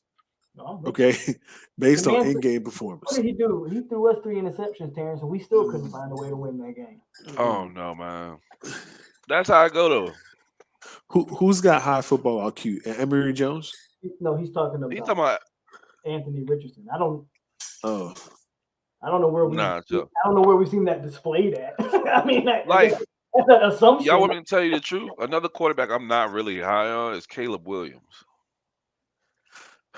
He's gonna do numbers with Lincoln over there though, and it's the Pac-12. And that's it. And it's the Pac-12, so he's gonna do numbers. But I think that's fair. You should give him credit for playing the game right though. If you're not high on him, you should appreciate the way he's positioning himself well for his future. That's for damn sure. Because to Adrian's point, he's going to throw 50 touchdowns this year. I don't care what y'all say. Yeah. I mean, look who he throwing. No, I'm just saying he's positioning himself well. I'm just saying he is. Yeah, he gonna be in the Heisman talk. Colorado, he's gonna put up numbers. And then you got Addison over there with him, so yeah, he's gonna put up numbers. Yeah, man. Yeah, I mean, I just I can't get behind him. Right. I mean, he can win some games. Like, also, I think that one play, that play where he took the ball and went for it, that just, I don't know.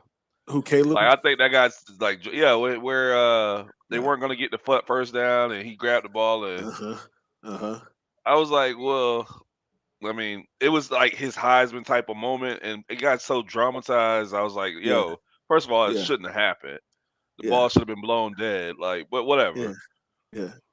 You real quick, he's talking about CJ Stroud as compared to Justin Fields. Let me tell you something, Davius. If I'm an NFL GM and, to all my Ohio State family, because I got a couple Ohio State buddies, don't kill me for this. Boy, it's going to be hard to look at an Ohio State quarterback. I don't know what it is. I don't know what it is. For whatever reason, they're just not panning out. They're just not. And they got a long history of just not. Give me a running back from Ohio State, throw me a corner, defensive end, defensive tackle. You do whatever you want. But that quarterback position, almost any other position except for that quarterback position. We've seen safeties out of Ohio State, Mike Dawson, them boys. You know what I'm saying? We've seen everything. I just haven't seen a quarterback. Man. I just haven't,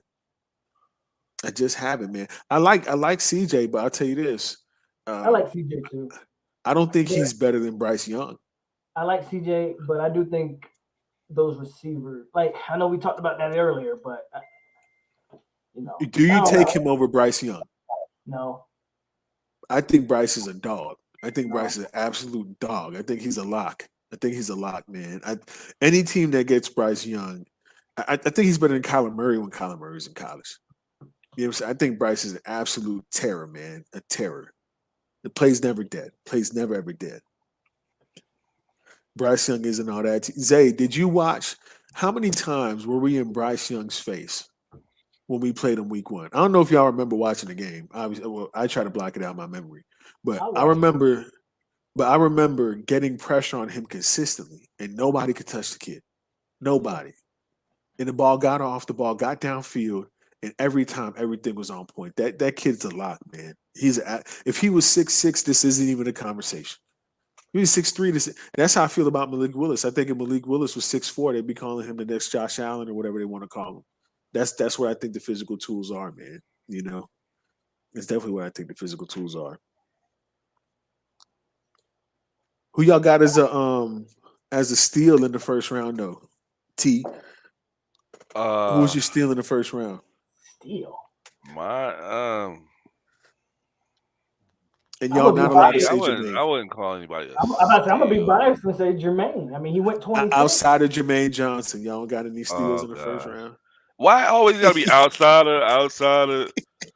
Never be our guy, you know. I knew the answer. Because honestly, who else would you? I'm not really calling anybody a steal. Yeah, because I think I would go with the Jets did well to draft Breece Hall. I think the team reached on some guys in round 2. Like who really fell that was supposed to? Jermaine, really? I think Evan Neal could be called a steal. I mean, you don't think Evan Neal could be called a steal, Adrian? He went 6, right? I mean, that's a top 10 pick. Like, it's not. He went 8th. He went 8th. Yeah. No, he went 6, 7. Oh, it was 5. He went right after Icky. Okay. It was 5 and 7. My fault. The boy out of Louisville, that left tackle is Louisville, right? NC State. NC State. He went before Neal, right? To the Panthers, yeah. Mm-hmm. That's the steal right there, yeah, man. Future Hall of Famer. I'm as high. I was as high on Neal as anybody. So I mean, I guess it's hard for me to say a top 10 guy is a steal. You know. I like what Minnesota did getting Lewis Seen or Sign, how you pronounce it. I thought that was a good pick late. The safety out of Georgia. I think he's gonna be nice. He is my steal of the draft. Like the fact that Philly, without a doubt. The fact that and then Philly's able to pair him with, Jordan Davis is like, I people talking about he's small. And I'm like, what are y'all talking about? It's been a talk about NFL linebackers for 30 years. He's too small to play the position. Yeah, and if that's the case, why was Ray Lewis and Derek Brooks drafted? Right. They were small. Right. I like the George Pickens pick for Pittsburgh. That was a good one. Really like that one. I think I mentioned that to y'all. Except Pickett's not gonna get him the ball. So that's so terrible, man. Yeah. Can I just let me chime in on that CJ thing? Do not let the Utah game fool y'all. Just don't let it fool y'all, man. Them boys went for 87,000. It looked like a Madden game against Utah. They was going crazy against Utah. It's Utah. They don't got one DB that should be on the field covering them boys. Not one. You know what I'm saying? I can't do it, man. I can't do it. I can't believe in that. You know what I'm saying? And then he lost to they lost to Michigan last year, right? They did. What kind of Ohio State quarterback doesn't at least beat Michigan? I'll say this as well. Another really good pick was the Commanders taking Sam Howell in the 5th round. Oh yeah, I think that's a great value on him. I've never really been a big fan, but he's solid enough that there's potential, and sure. I think that was a good pickup in the 5th round. Well, with that being said, I think Carroll is a solid pickup for the Panthers. And like I told you, don't be a fan later. Hey, you know what? I need that stamp of support now. No, I need the stamp of support now. I hope that because I'm not going to listen to it. No, I hope that he plays well and that he brings the value that everybody says he will. That's crazy. You see that, Adrian? I That's feel crazy. like I feel like Wow. I have more confidence in Malik Willis being and what he brings to the table than I did in Matt Carroll. I feel like the jump up to go grab Matt Carroll was a snap judgment. Like, oh crap, well we missed. We thought people were going to keep falling, and they jumped up finally to go grab somebody because they were starting to look stupid. Mm-hmm. You already done traded away all your draft picks this year. You traded away picks to get Sam Darnold. You know, you done moved all these picks. I mean, you traded away the picks to get Gilmore, and then you lost Gilmore in free agency. I don't get letting him walk. I think there was a lot of mismanagement in the front office on a Carolina standpoint. Mm-hmm. From a Carolina standpoint, and I think that was just a culmination of it. Like the trade up to get, and not mind you, they didn't use much to go up and get Carroll. It's just like I don't think anybody knew what the hell they were doing. Can I tell you what that makes me feel like when I see the Carroll pick? It honestly reminds me of Russell Wilson when he went to Seattle. You know, Russell lingered around. He lingered around to the third round, and somebody, which was Seattle, got enamored with the talent, right? And I think Carroll, if you look at all the quarterbacks play, you can make the argument he was the best football player out of all those guys. You can really make that argument. Now, I will say though, Malik Willis is clearly the most talented. I'm not going to get off Malik Willis because I think he was thoroughly disrespected. Thoroughly disrespected. Clearly the most talented out of all those guys. I don't think Malik is like Lamar Jackson level talented, man. But you can't tell me Malik like in Tennessee if he gets a start, he gets to playoff game. He's going to make plays to help you win a football game. There's no way that he doesn't. You know what I'm saying? But I think Carroll probably has the best tape, at least for me, out of all of them. And by the way, I we think I call got to him Matt steal Corral. His name is Matt Corral, and Carroll, I Corral. Yeah. I also want to put it out there that he's almost as old as Kenny Pickett. Mm-hmm. Mm-hmm. So that's the other side to that coin as well. I mean, he plays better ball than Pickett. I don't care what nobody say, man. I'm Pickett, not saying he's Kenny Pickett. Remember, I told yeah, you Kenny Pickett wasn't in my top 5 QBs. fair, Corral was. I think I had fair. Corral third for me. So then I you should be had. happy with the pick. I'm sorry. Then you should be happy with the pick. They pass on his number one though. I get you. I get When it. you pass, like you pass on my number one, like that's why I'm like, I just like you. Boston done got it down to 9, by the way. I'm looking at it too right now. Yeah, I haven't been watching it. yeah, yeah. I mean, I really do want him to do well, is like because I think I had Corral third. I had was it Sam Howell I had fourth, Mm-hmm. and You did. I can't remember who I had fifth. The difference, Seminole Firewater. I think the difference between Pickett and them guys is Pickett's literally got 5 years of football under his belt, True. right? It's like we were talking about college basketball a few weeks ago. Like Villanova won the title, you know, and of course it's Kentucky and Duke that's been churning out the one and dones, whatever, right? But Villanova wins a title because they got dudes that have been playing college basketball for 3 and 4 years. You know what I'm saying? Like just that time to sit in their offensive and defensive systems and figure it out. And by the time the tournament comes around, nobody's more experienced than you. So you're going to go on a run. You're not the most talented team, right?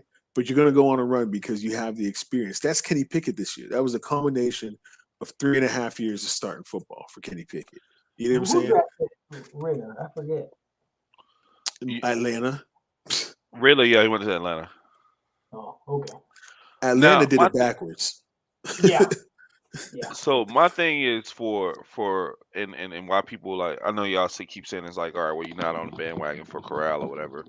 My thing is it's also the hype that they're trying to bring with him. I think is like, I was like, if that's why you drafted him, why didn't you go with Malik Willis? Like, Pickett? About Pickett? Yeah. No, not Pickett. Corral. Like they're billing him as this like crazy athlete. And I'm like, you've got to be freaking kidding me. Nothing about what I saw, like go ahead. His film wasn't popping like that as far as athleticism, man. He's not Malik Willis. So in that case, then he's not that athlete. I think he's a better quarterback than anybody really gives him credit for, to be honest with you. I think he throws the best ball in the draft. I think Malik has the arm, and I think Redavius put it up there that the reports are that Willis is having a Mahomes type camp, which means he's coming in there and he's letting it rip and everybody's jaw is dropping and like, you know what I'm saying? And we expected that from Malik, right? So like if you're mad that you passed on that, I get it. You know what I mean? But at the same time, like I don't like that comp. I don't like that comp. What? I don't like that comp. I don't like. He looked more like Tony Romo than anybody, if you ask me. Yes. He looked more like Romo than anybody. If I had to put my money on somebody. Wait, were they said this for real? Mm-hmm. He admitted to it publicly. He admitted to it. Yeah. Oh man. It was when he got hurt, Terrance. Am I tripping? Yeah, Wasn't it he when he got hurt? through like he was like it was more than just drinking. Mental issues. Well, Jesus, bro. He's gonna be all right though. Hopefully. To be fair, what why else is are you it gonna do? Willis isn't accurate? That's the dumbest thing. Let him do him, man. Let him do him. Bro, I hear something like every time, like that is the dumbest thing I hear, and it's always tied to black QBs. Like I hate it. I hate hearing people say that. It's lazy. It's lazy as fuck. Mm-hmm. They did it. Liberty, right? Huh? He played for Liberty, right? By way of Auburn. He went to Auburn first. He went to like Auburn show me where you show me the tape of him being inaccurate. Mm-hmm. If you can pull that up, I would love to see it. I don't know, man. I think Congrats Willis. to him, man. I was gonna say, congratulations to your cousin, bro. I definitely think though. I think Willis is gonna start for Tennessee at some point this year, and I hope Ryan Tannehill gets burned forever. I don't want to see him be successful at all. I don't like that, man. You know what's crazy? Our Davis hit nail on the head. Talking about inaccurate quarterback, but that was never the. They didn't care. Yeah, they didn't care. What did they?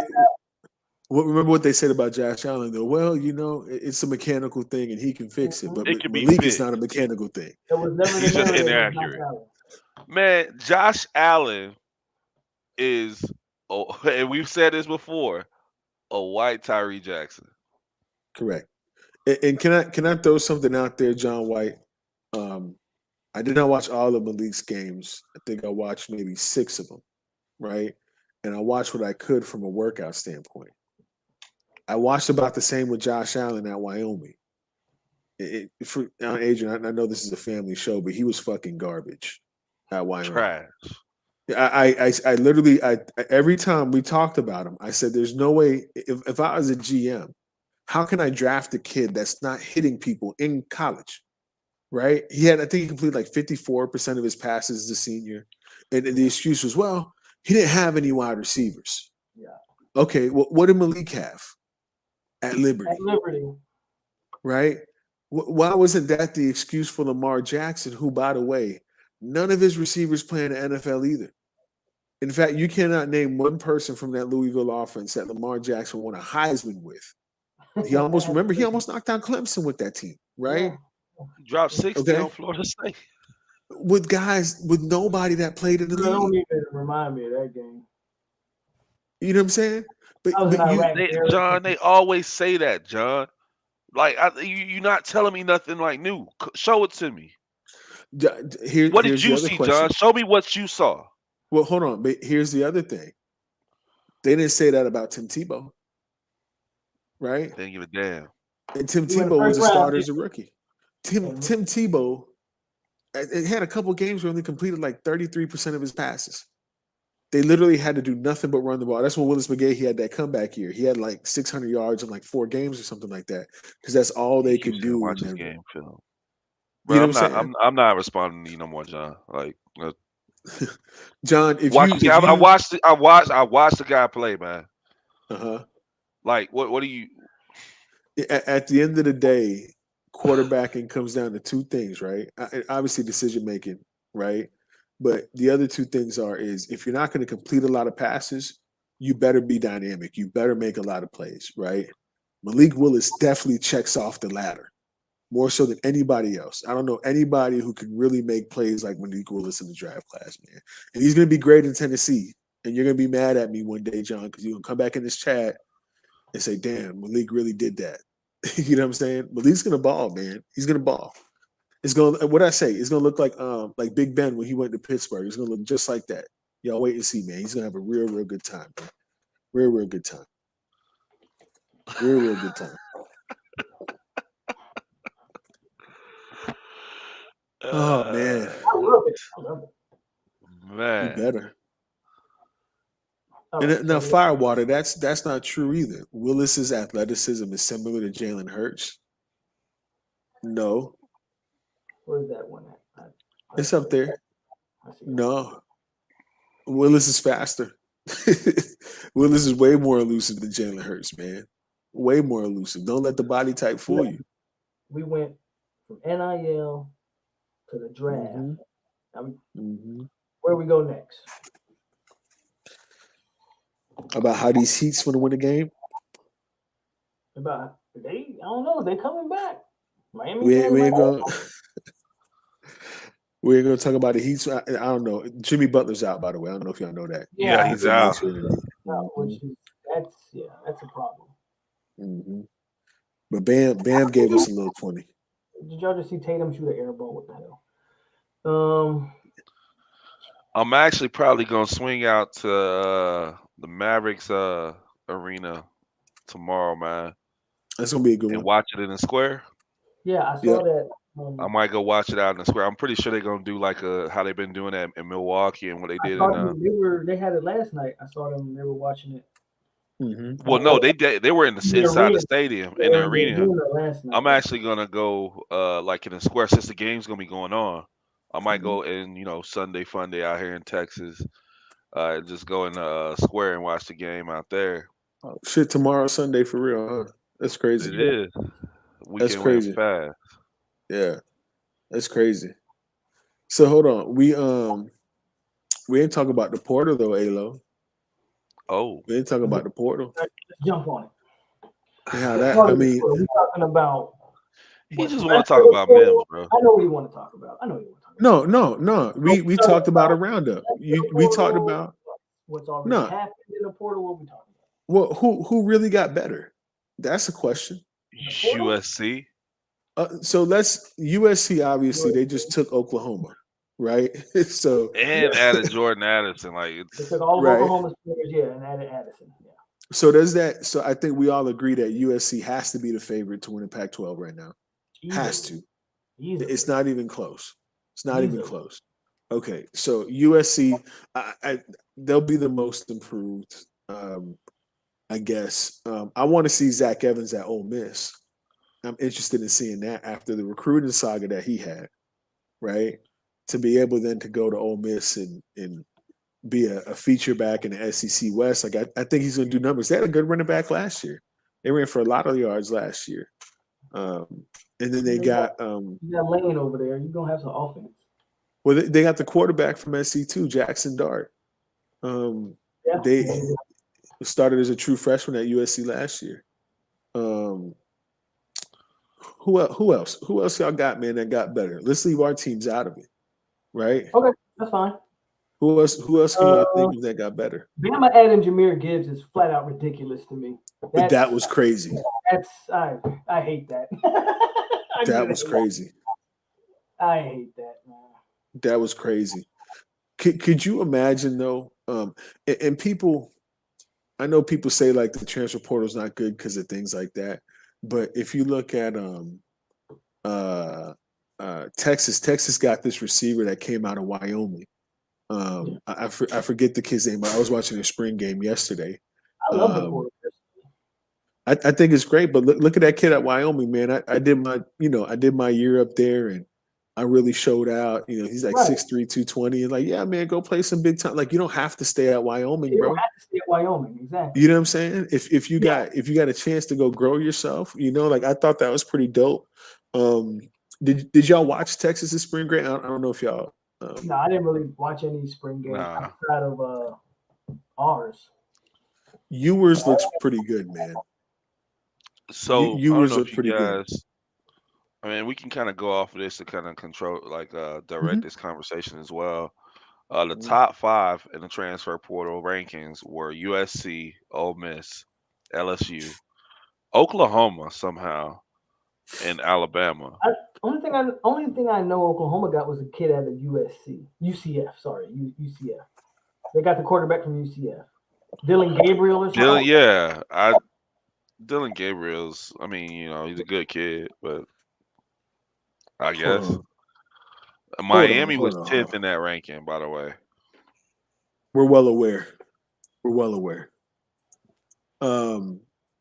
on one second. Shut the fuck up, man. Who that? You. You talking about who? So I got them showing UCLA as number 5. UCLA. I got them at 7. I'm on 24/7. Who did they pick up that we know of? They sent we got 2 kids from UCLA at Miami. Yeah, I know that. One's an O-lineman, one's a linebacker. Who that? The guys that you got from UCLA, one's a linebacker, one's an O-lineman, right? A linebacker and a DN. A DN. I'm sorry. I don't, man. They hyping this up. I don't see what UCLA really got. That's weird. Terrance, I'm on 24/7 too. That would make me cry. Marcus, why would you even say something like that? What was that? See what he said? Hey man, I don't like people today, bro. Let me watch my mouth, man. How would you say anything? It's just, what cooks my grits. Like, what grinds my gears. Hey, I'm about to open up that vodka now, man. Like, it's just a firewater. So the thing I don't like about Gabriel, I don't know if you. So just talking about watching football, watching tape, and the way UCF played offense under Hupel. I think we've talked about this a couple of times, like privately, guys.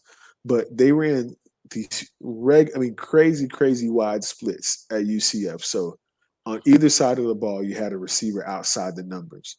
And Hupel basically did nothing but run the post route, the dig route, and the go route. And the instruction to quarterbacks was basically you either throw in a completion or you throw an incompletion because you're that close to the sideline, right? So they got a lot of splash plays off of tempo and stuff like that. But the quarterback's numbers I felt were protected by the scheme a lot. So I don't know how I don't know how good Dylan Gabriel actually is. You know what I'm saying? Like in terms of sitting back, reading a field, and going through something a little bit more conventional. But he's also playing.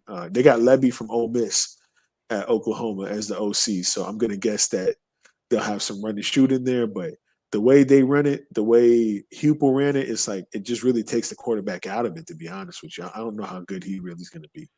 I really don't know how good he's going to be. Was that who beat us 13-2? Was it Hupel, or was it White? It was Hupel, whatever. When he played at Oklahoma? Yeah, when he played at Oklahoma, that's who we lost to 13-2.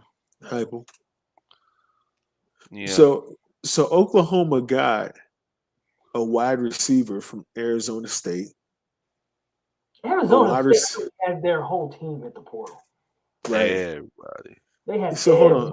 The portal. They got a wide receiver from Pitt. No, hold on. No, they just got the wide receiver from Arizona State. Yeah, this shit kind of trash, man. I ain't gonna lie to you. This is kind of bad. What is the list? Yeah, I mean, you looking at these guys that Oklahoma got, like it's not anything. I don't know why they're top 4. Apparently, it's quantity, man. I think that quantity is a factor. Somebody else said that earlier. That quantity was a factor. Oh, okay. Yeah, because I can't see. Alabama has the highest average. You got Jimbo Gibbs, and that's all that really matters. Oh, damn. Smart hurts. So, wait, Smart and Tatum out? Tatum's out. Smart came back. Smart came back? Oh, okay. Tatum just got hurt. Yeah. Hold on, man. Sheesh. But, yeah, man, I think Bama got richer, obviously. They added Louisville's best receiver. He's a burner. Yeah, another burner. And of course, Jahmyr Gibbs, I think, might be the best running back in all of football. So, yeah. So yeah. Look, man, if you really want to talk about it, Texas definitely won it though. To get Ewers, to get that receiver from Wyoming. Sark has no excuses. No. He especially with Oklahoma. Still gonna be trash. Sark's the only coach I know that can win 5 games in year 1, and everybody hypes him up to be, they're hyping him up to be great this year. That Texas machine is crazy, dog. The Texas hype machine. I tell you guys this all the time about this state. I know I just got back here, but in total I've lived here 7 years. So, yeah, hold on. Well, you getting old, bruh. Who you telling? Yeah, I lived here like a total of 7 years. This is a Longhorn state, man. This is what it is. No disrespect to the Aggies. It's a Longhorn state.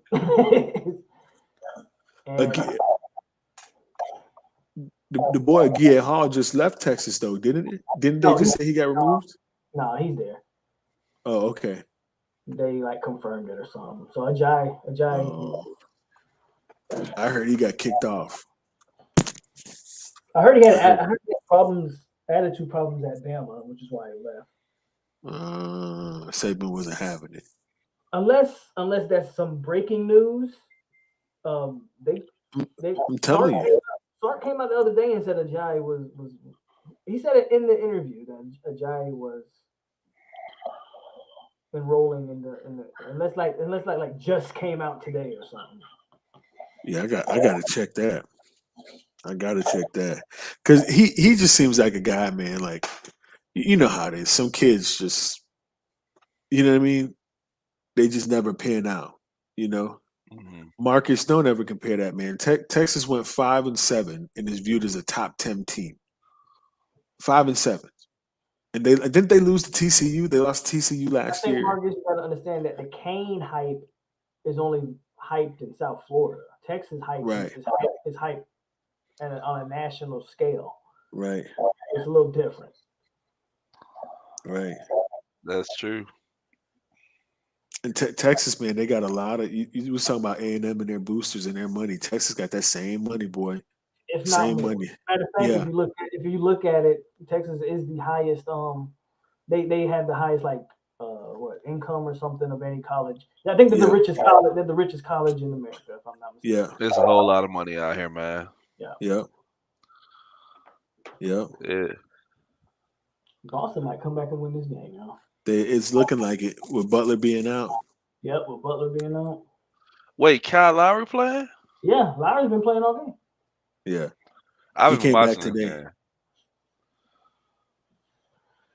Well, let's talk about our teams though in the portal. And what's up? Let's just talk about it. What y'all added some guys. What do you think? What are you thinking? Who contributes right away for y'all? What'd you say, Terrance?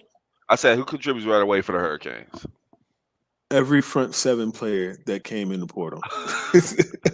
Every one of them is going to get in the rotation. There's no way that they don't. Think so? I don't know. I'm 100% sure. You think that UCLA linebacker is better than what y'all already have? I don't. He's not more talented. I think y'all took him for a depth, which I understand. I don't think he's more talented. No, okay. I just want in an ideal world, for me personally, I would want to see Chase Smith be out there at inside linebacker. I'd love to see Wesley Bissainthe out there. If Bissainthe doesn't take. What's the news on Bissainthe? Because I know he got in an accident. Is he good? Is he okay? I honestly haven't checked in on him since that, but I haven't seen anything bad. I'll probably look into it today now because again, I haven't really thought about it. To be honest with you, I heard it was a minor accident. But I think the DN from UCLA, he's kind of twitchy. He's gonna get, you know what I'm saying? Redavius, that's about right. He's a solid linebacker that's gonna do his job and get off the field on first and second down. Like that's about right. But the kid from Maryland, the UAB kid? You like gonna be a rotation. He's gonna be a rotation guy. The kid from Maryland is the one I'm actually most excited about. If you look at his body type, yeah, he's a big boy. He's a big boy. He's 6'6", 300. He's a big boy. That y'all know, I'm big on that kind of stuff, man. That body type, you can't find it. You know, so you get that guy in there next to Leonard Taylor, and we're clearly a 4-2-5 single gap team. So hopefully we create a lot of pressure. But all those D tackles have to play. All of them got to play. Speaking of which, the guy Jake, the guy Florida kid, Jake, what's it said? Oh, Lichtenstein, from USC. He's gonna get reps. Yeah, because I mean he's 6'6", 270. I say, yeah. Yeah. Listen, man. They just boy. Yeah, no, all those guys are gonna play. All those guys are gonna play and play consistently, man. Oh snap! It's a 1-point game. I just looked up. And it's a 1-point game. Jeez. Yep, 3-ball. But Terrance, what you think? What you think about FSU's transfer guys? You obviously, you excited about any of them? The wide receivers. What happened, man? Winston Wright get in an accident. I don't really think. I don't know what's going on now with him. Well, I've heard some good stuff that he's recovering. They actually are optimistic that he can play in the season opener. So if you don't know, he got in a car accident and I think he broke his leg. Yeah. Yeah. Who else? I'm excited. I like Bless. You like Bless Harris? I like that. I really like that.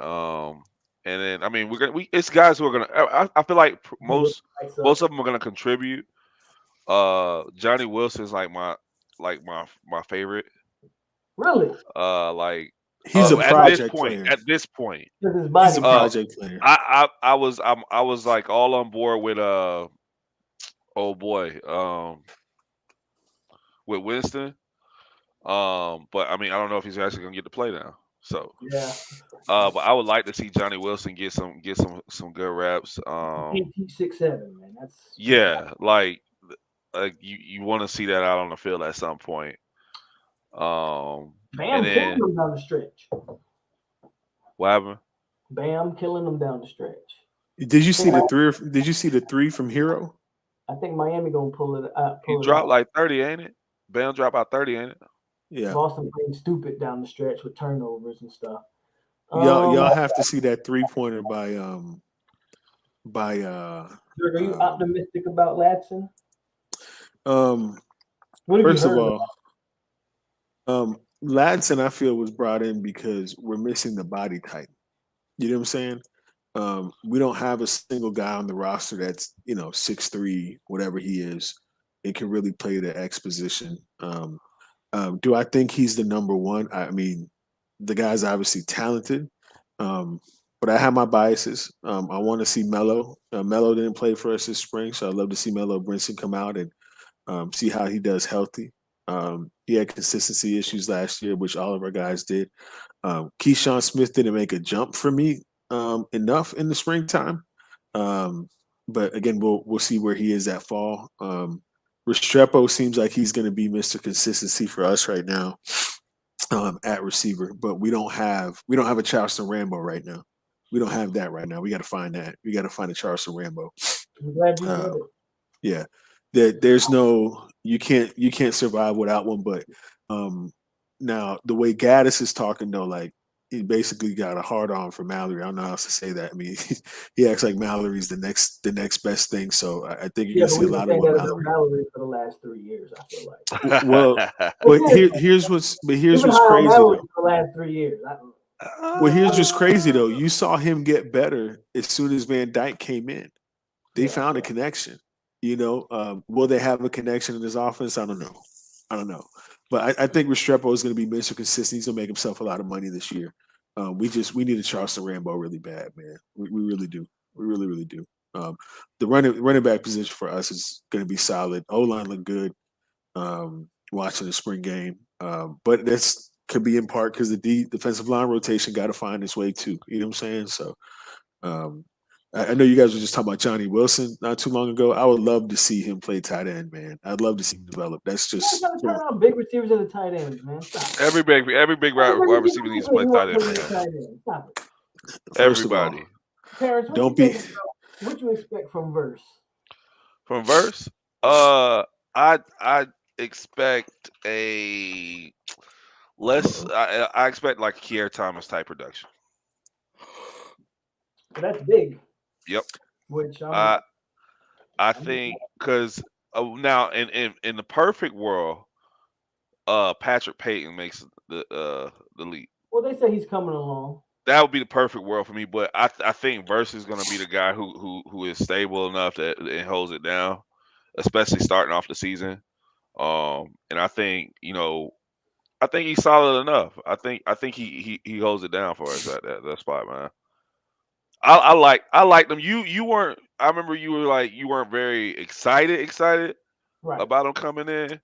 So that's why I wanted to ask you, because I watched him a little bit, and after he got on campus, obviously, you see more of him, you see more clips of him. He's a lot more athletic than I thought he was.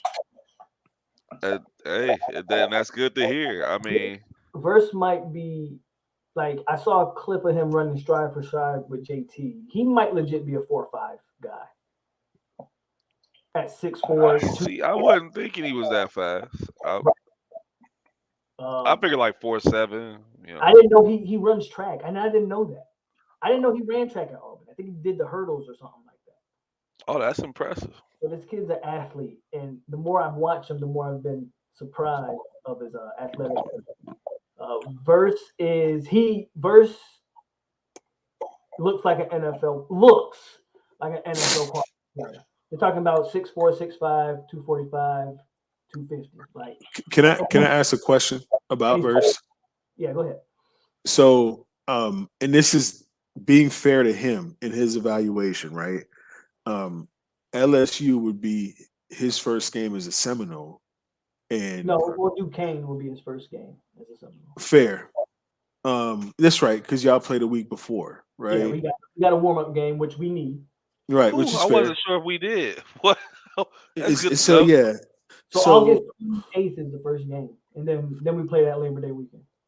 So let's You say August 8th? August 28th. 28th. Oh, I was about to say something like that. 28th, 27th, something around there. So do you really judge Jared Verse, let's say, off of his first 3 games? Because let's call it, unless you had a down year, but you know what I'm saying? So I think he needs time. Even with me saying that, I still think Verse is not going to start. I don't think he's going to start. I think McClendon's going to get the start, and I think they'll rotate him a fair amount. Maybe by mid-season he takes over that starting position. I still think that jump from Albany to Florida State is still a leap that you have to get acclimated to. So, but Verse is athletic. That's what I was just like, I don't think you look at Jared Verse and like, again, the LSU game, you're gonna want to see him play, right? But if he doesn't pop out, like, you got to give him some time to acclimate. It wouldn't surprise me if Verse didn't do much in that game, to be honest with you. It wouldn't surprise me. Yeah. So they said Verse pushed McClendon, huh? That's what y'all saying? McClendon completely changed his body type this year. Like, wow. It was impressive to see. And I think that has, to Firewater's point, I think Verse has something to do with that. Right. You can't have a guy come in, look like Verse, and then be like, I'm just going to stay stagnant. Yeah. You got to do something, right? Yeah. McClendon looked like he was like, oh, shit. Yeah. Let me get my shit together. Yeah, or I'm going to be in the portal or on, riding the bench. So. But he also saw Jermaine and Kier come in. They got that year to learn from Jermaine and all of that. And just like y'all tight ends room is going to mold themselves after Johnny Wilson, right? So here we go, man. What you think of Deuce Spann, man? Complete project player. I was gonna ask y'all about him, man, because he's he's a big receiver. Apparently, he's got some speed. I want to see it on the next level. I mean, I know he played at Illinois, but just because a bunch of kids in Illinois say you're fast, don't mean you're fast. That's just my opinion. You ain't fast. You ain't fast. You can run. That's my opinion, man. So I want to see him. Personally, I don't expect anything from Spain this year. I'll be honest with you. Mm-hmm. Span, what do you weigh, like 195? Because he was by the way, he was a quarterback. He was a quarterback who made the transition to receiver. So it's like the dude hasn't even played a full year of receiver. He's a project. I wouldn't expect much from him. Hey, you could put him at tight end too. Make him put on 40 pounds. Hey Joe, just shut up, man. just shut up. Ja'Cory Brown at tight end because that's what he's going. He might. Oh man, that what 6? And he about 270 now. Who? Yeah, put Ja'Cory Brown at tight end. That's what he's. Ja'Cory out there looking like Byron Leftwich, bro. He ain't no quarterback. Here you go. Here you go. He out there looking like Byron Leftwich, bro. Oh shit. Big boy status. They was talking. What was they saying about the Miami quarterbacks earlier? Somebody was talking about Miami way earlier. You remember that, Alo? No. Somebody said some shit way earlier. Since we talking about Ja'Cory. We just gonna do my boy like that?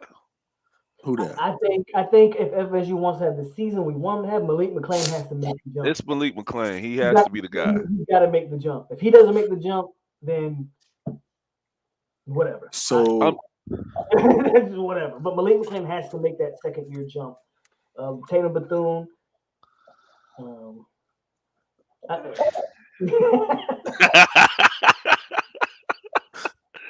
Hey, it's man, crazy. Y'all be bro, out here lying, boy. Y'all be lying out here, bro. That's crazy. I'm just saying, Valdosta, man, they got some good food spots out there, bro.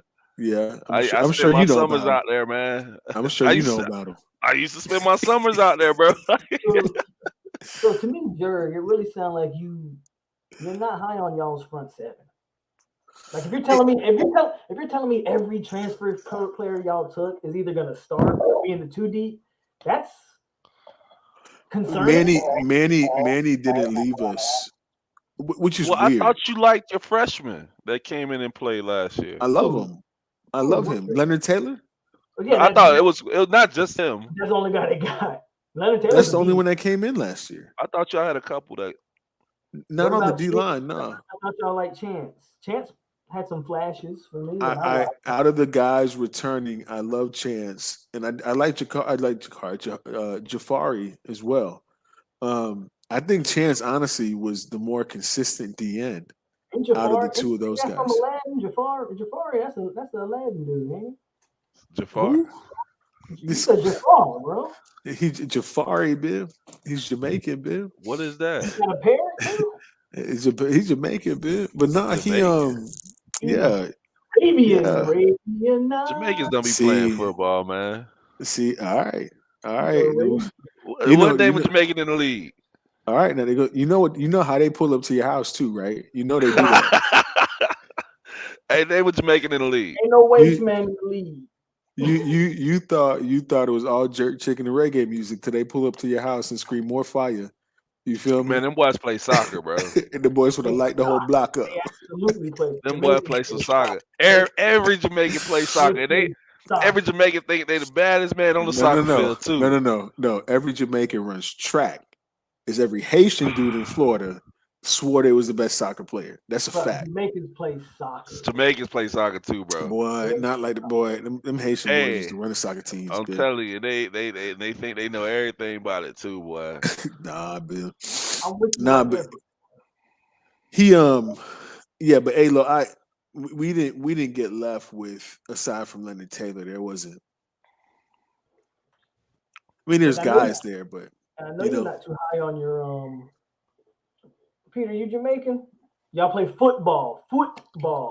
Let's be honest, Peter. Y'all Hey, watching one blood clot, boy. Y'all done with, bro. Peter, we family, bro. I got respect for you. I'll tell you where Terrance lived, though. You take care of that. You know what I'm saying?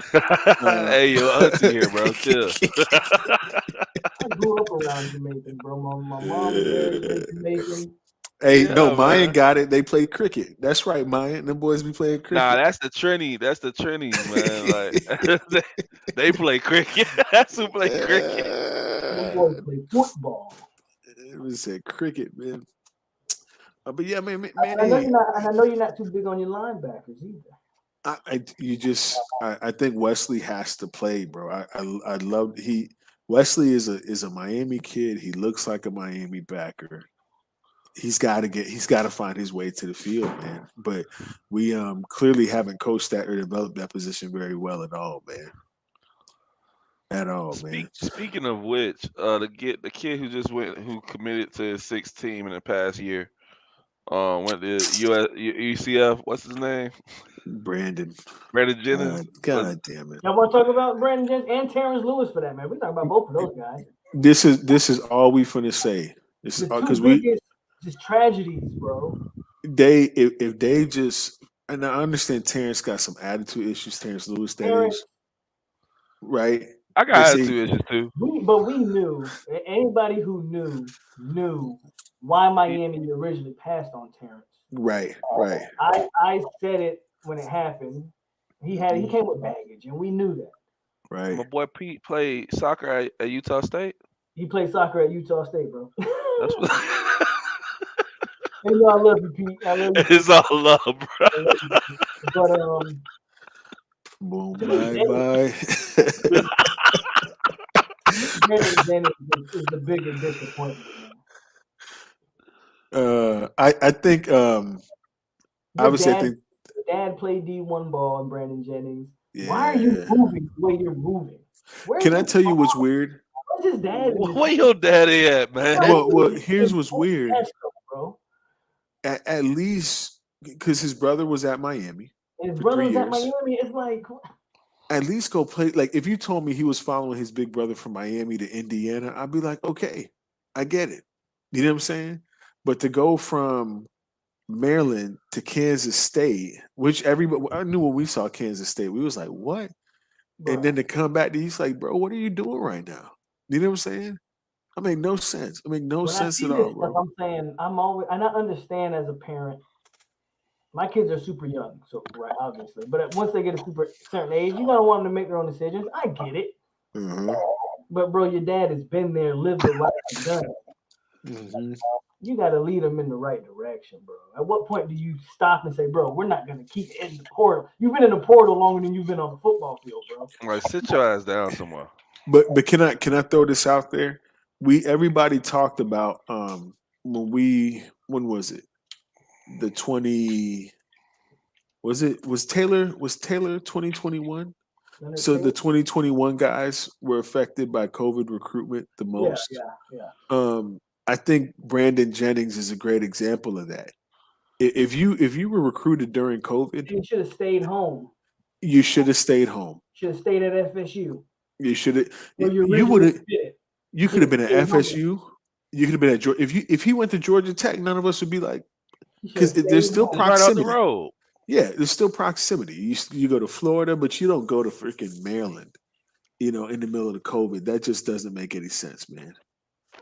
Didn't know nothing about Maryland. Never been there. I was just in Baltimore a few weeks ago. I don't think I'd want to be there. Just being real with you.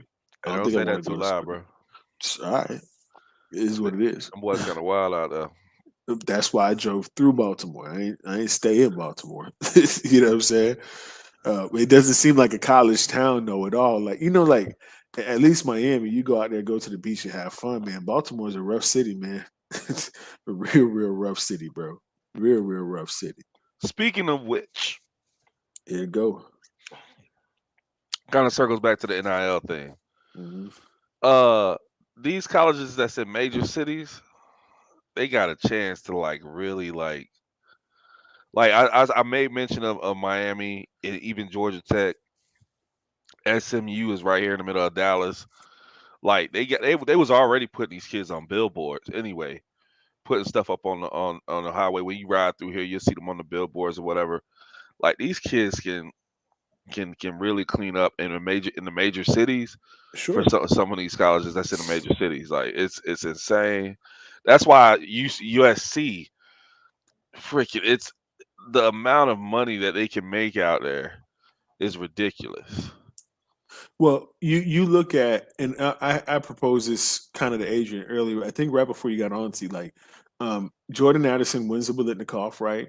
And if I have a decent agent, I can go find I can get him marketed quick, right? winning the Biletnikoff, something you're in good hands, whatever, or do you really move fast? Here's Jordan. That's like you could do some shit with that. You know what I'm saying? Jimmy Johns, everybody. Right, but perfect, right? But you look at they were showing a picture of Caleb Williams in Oklahoma, and his NIL deal was with like a local hot dog fast food drive-in. Like what? You know what I'm saying? Like And he was still getting a good amount of money though. and you got good money. But that was just straight up boosters giving him some money. Like that's what that was. And that's what I'm getting at.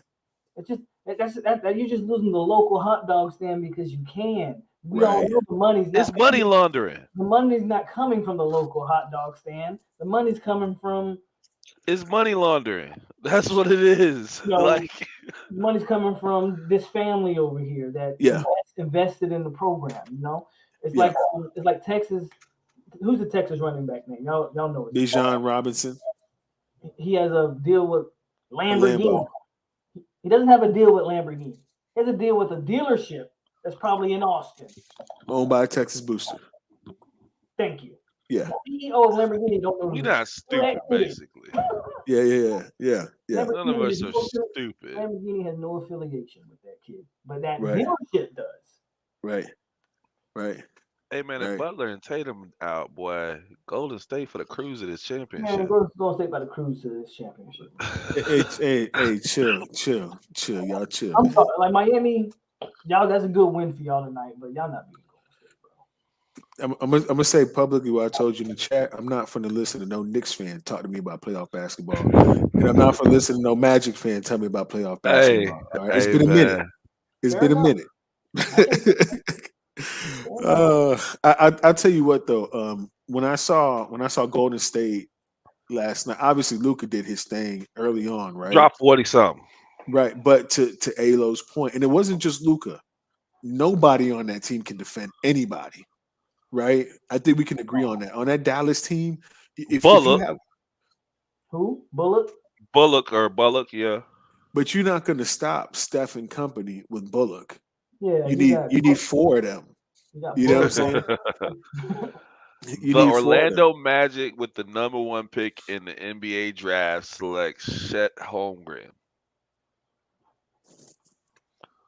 That's the pick. I was trying to keep that to myself. I'm gonna say this again. Orlando has a history of taking the right guy at number 1. Huh?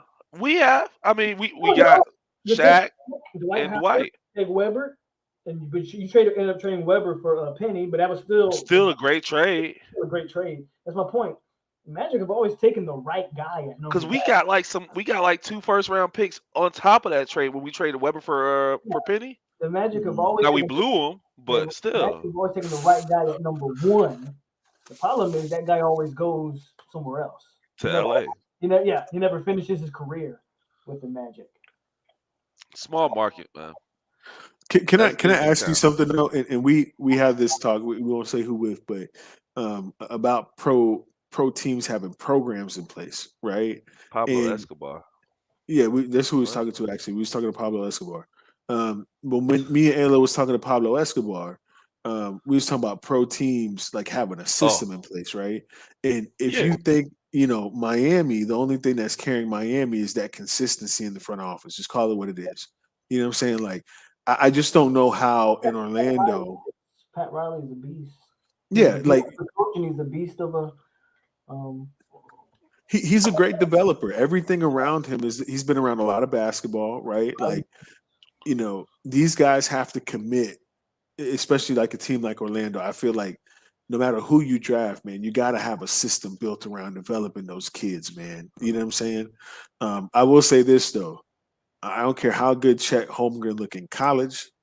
If I'm lining up to play NBA basketball and you tell me I'm being defended by Chet Holmgren and I'm a pro basketball player, I'm going for his neck. You understand what I'm saying? I think what it now the thing is Teddy Kapuka. Yeah, I've never seen you before. So what I need you to do, I need you to hit my like button. I need you to subscribe because other than that, your comments. By the way, Your comments mean nothing. I've never seen you before, and I'm pretty. I know my fan base. I know who be in here. CV, I watched that series where the Rockets swept the Magic, and at the time I was a huge Hakeem Olajuwon fan, so I know exactly what you're talking about. And Bro, Nick we Anderson, all the same. We all. I don't know what he's talking about. We not old enough or whatever. Everybody in here, But what, 35 plus? Jerkin 32, 33, ain't it? Hell no, Jerkin. I'm 33. I'm 33. You'll be 34 this year, right? Yeah, I turned 34 this year. Okay, so we're all the same age. I'm 36 in a month. Yeah, you're the old man of this group. Time out. Terrance, can we bring up on the stream them Danny Almonte papers you got saying that you're 36 years old? You ain't 36 years old, bro. We know Hey, the truth, I'm bro. the only one. Hey, my hair speaks differently, man. Man, I was wondering where you been at, DF. I got hair. Man, DF. You said a Hey, young Jerkin, 62. young 62. This man, Teddy, you gonna come into this. He seriously just asked that question? You come into this channel. You know the name of this Who channel. is this guy? Oh, Teddy, you're not looking good right now, Teddy. You're not looking good. Teddy, who's your squad? Yeah, better question for you, Teddy. Because go check. You're on my live stream, so go check my channel and you'll know what team I represent. I'm gonna do another one. I'm gonna do another. If he says Bama, we just not gonna have a He conversation. said SEC, so he's a Georgia Bulldog fan or a Bama. See, I guarantee you, he's one of those. See, I've been trying to tell them Georgia fans in the group, y'all get ready for another 40 years. I'm telling you. I'm telling you. I was about 9 when Hakeem won that ring, man. I watched him demolish. Listen, and that's how you know he's lying about his age. That's crazy, bro. That's crazy. You wouldn't know about How, 9, bro? You say you're 36? Yeah, I was 9. I was born in 86, bro. Do the math. The math is mathing, bro. The math is mathing. I just feel like you set it up. I ain't gonna lie to you. I feel like you set this up. You've had this. You was really 13 when this all happened. You know what I'm saying? But it's cool. It's cool. I'm not tripping. You know what I'm saying? He wants to guess his team. Like, the fuck? Teddy, you're making this interesting. So I've already guessed Georgia or Bama. So you see what Mayan said about Oklahoma City, 17 first-round picks. And they won't do shit with it. The NBA draft, man, like even I'll be honest with Miami. Every other day, the lottery has to stop. They need to get rid of the lottery. They need to get rid of it. They need to get rid of it. I also think I'm not a big fan of the one and done, to be honest with you. I feel like it should be a declare out of high school to take you behind the college. That's just how I feel. I agree with you. You know what I'm saying? Like if you declare out of high school, go G League, go whatever. But I look at Chet Holmgren. You watching Benavidez tonight? Southern Alabama Tech. What the hell? Teddy, you're trolling, bro. He's trolling. Go ahead, boot that, man. You came in here you came in here chanting SEC, and then you said Southern Alabama Tech. Is that an HBCU? It ain't even. Is that even a school?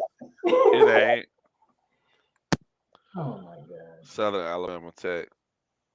Fuck out of here.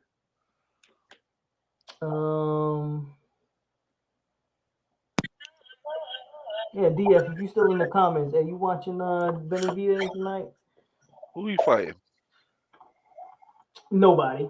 Of course he's gonna win by KO. He's fighting an old washed up fighter pretty much. And David, it was so nice to watch Canelo lose. Remember? It's too bad. And then they still built in an excuse. Well, he stepped up and took the challenge, and exactly. Man, get the hell out of my face. And Terrance, we was kind of drunk that night, wasn't we? Oh, we were. Hey, bro. Hey, you know what's crazy? Alo still ain't tell me where y'all was at. Bro, we didn't leave the couch, bro. No, we didn't go nowhere. You should have told me. We were so up, bro. Hey, Hey, that's how baby shower's supposed to go, man. That's how baby shower's supposed to be, man. I hit Ayla with that same question 3 times in an hour and a half, bro. I was like, I was talking trash in the messages, but we literally didn't go nowhere. Hey, we was trying to. We were trying. It didn't work out. Hey, man, we watched the rest of the fight. Man, you should have came to. I was at Grandscapes when y'all was out there. I was at Grandscapes. I was driving way up there. You take an Uber, bro. You straight. You got the money. $50 I know you got Uber. the money. I know you got the money. Alo? You? Nah, bro. I'm no Uber all the way to Dallas. Are you crazy? But nah, man. No, we was already there, bro. I'm saying y'all Uber over to me, man. I'd drove y'all back, man. I really want to drive there. Hey. Now, you can make your way. At least meet me halfway. Come in Austin. Let's go to Austin. He want us to meet in Waco, Terrance. Ain't nothing to do in Waco.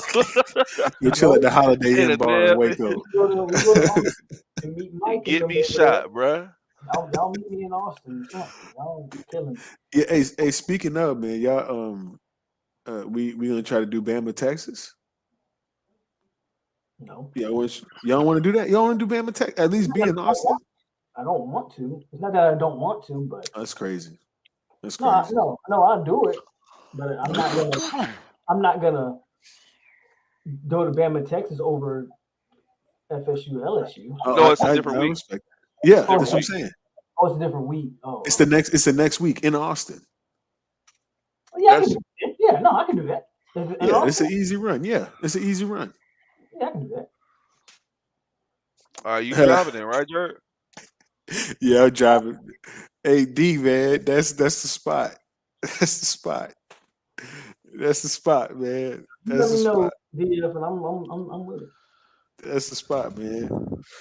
You see, no talk about. You know what? Let's talk about UF's transfer portal. Hold on. What do UF have in the portal, man? Nate picked up all them boys from Louisiana. He picked up a bunch of G5 dudes. Napier says scared money don't make no money, but brought all the people he was familiar with to University of Florida. Now you tell me how that makes sense. Seriously, that's what he did, though. Let's see. Let's buy these damn tickets right now. Hold on. Jack Miller from Ohio State. Okay. They got an Arizona State wide receiver too, ain't that something? But the whole Arizona team hit the portal, bro. It's wild. Golly. Hold on. What else they got? They got a cornerback from Georgia. Okay. G happens to be one of them. I know he picked up one of them old linemen from Louisiana who's supposed to be one of the better ones in the country. Cyrus Torrance. Yeah. Yeah, Cyrus Torrance. Hey, I'm just gonna let y'all know, UF. I don't really respect y'all that much. I just, hey, y'all there. On another note, bro, you willing to drop $350 on this ticket, or what you want to do? Where the seats at? Section 134, lower bowl. I mean, you say how much?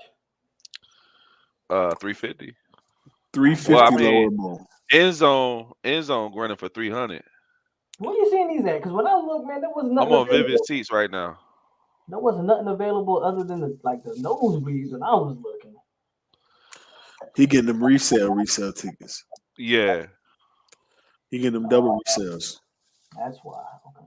I mean, yeah. Is that a problem? Like, no, I got it. If you, we can do it. Like I said, you book them, and I promise you, I'll send you the money. Jerry, what you doing, man?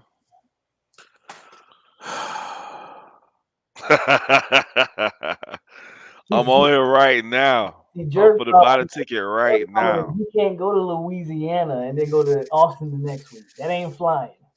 Why is he not having that? Shoot, I'm not going to Austin.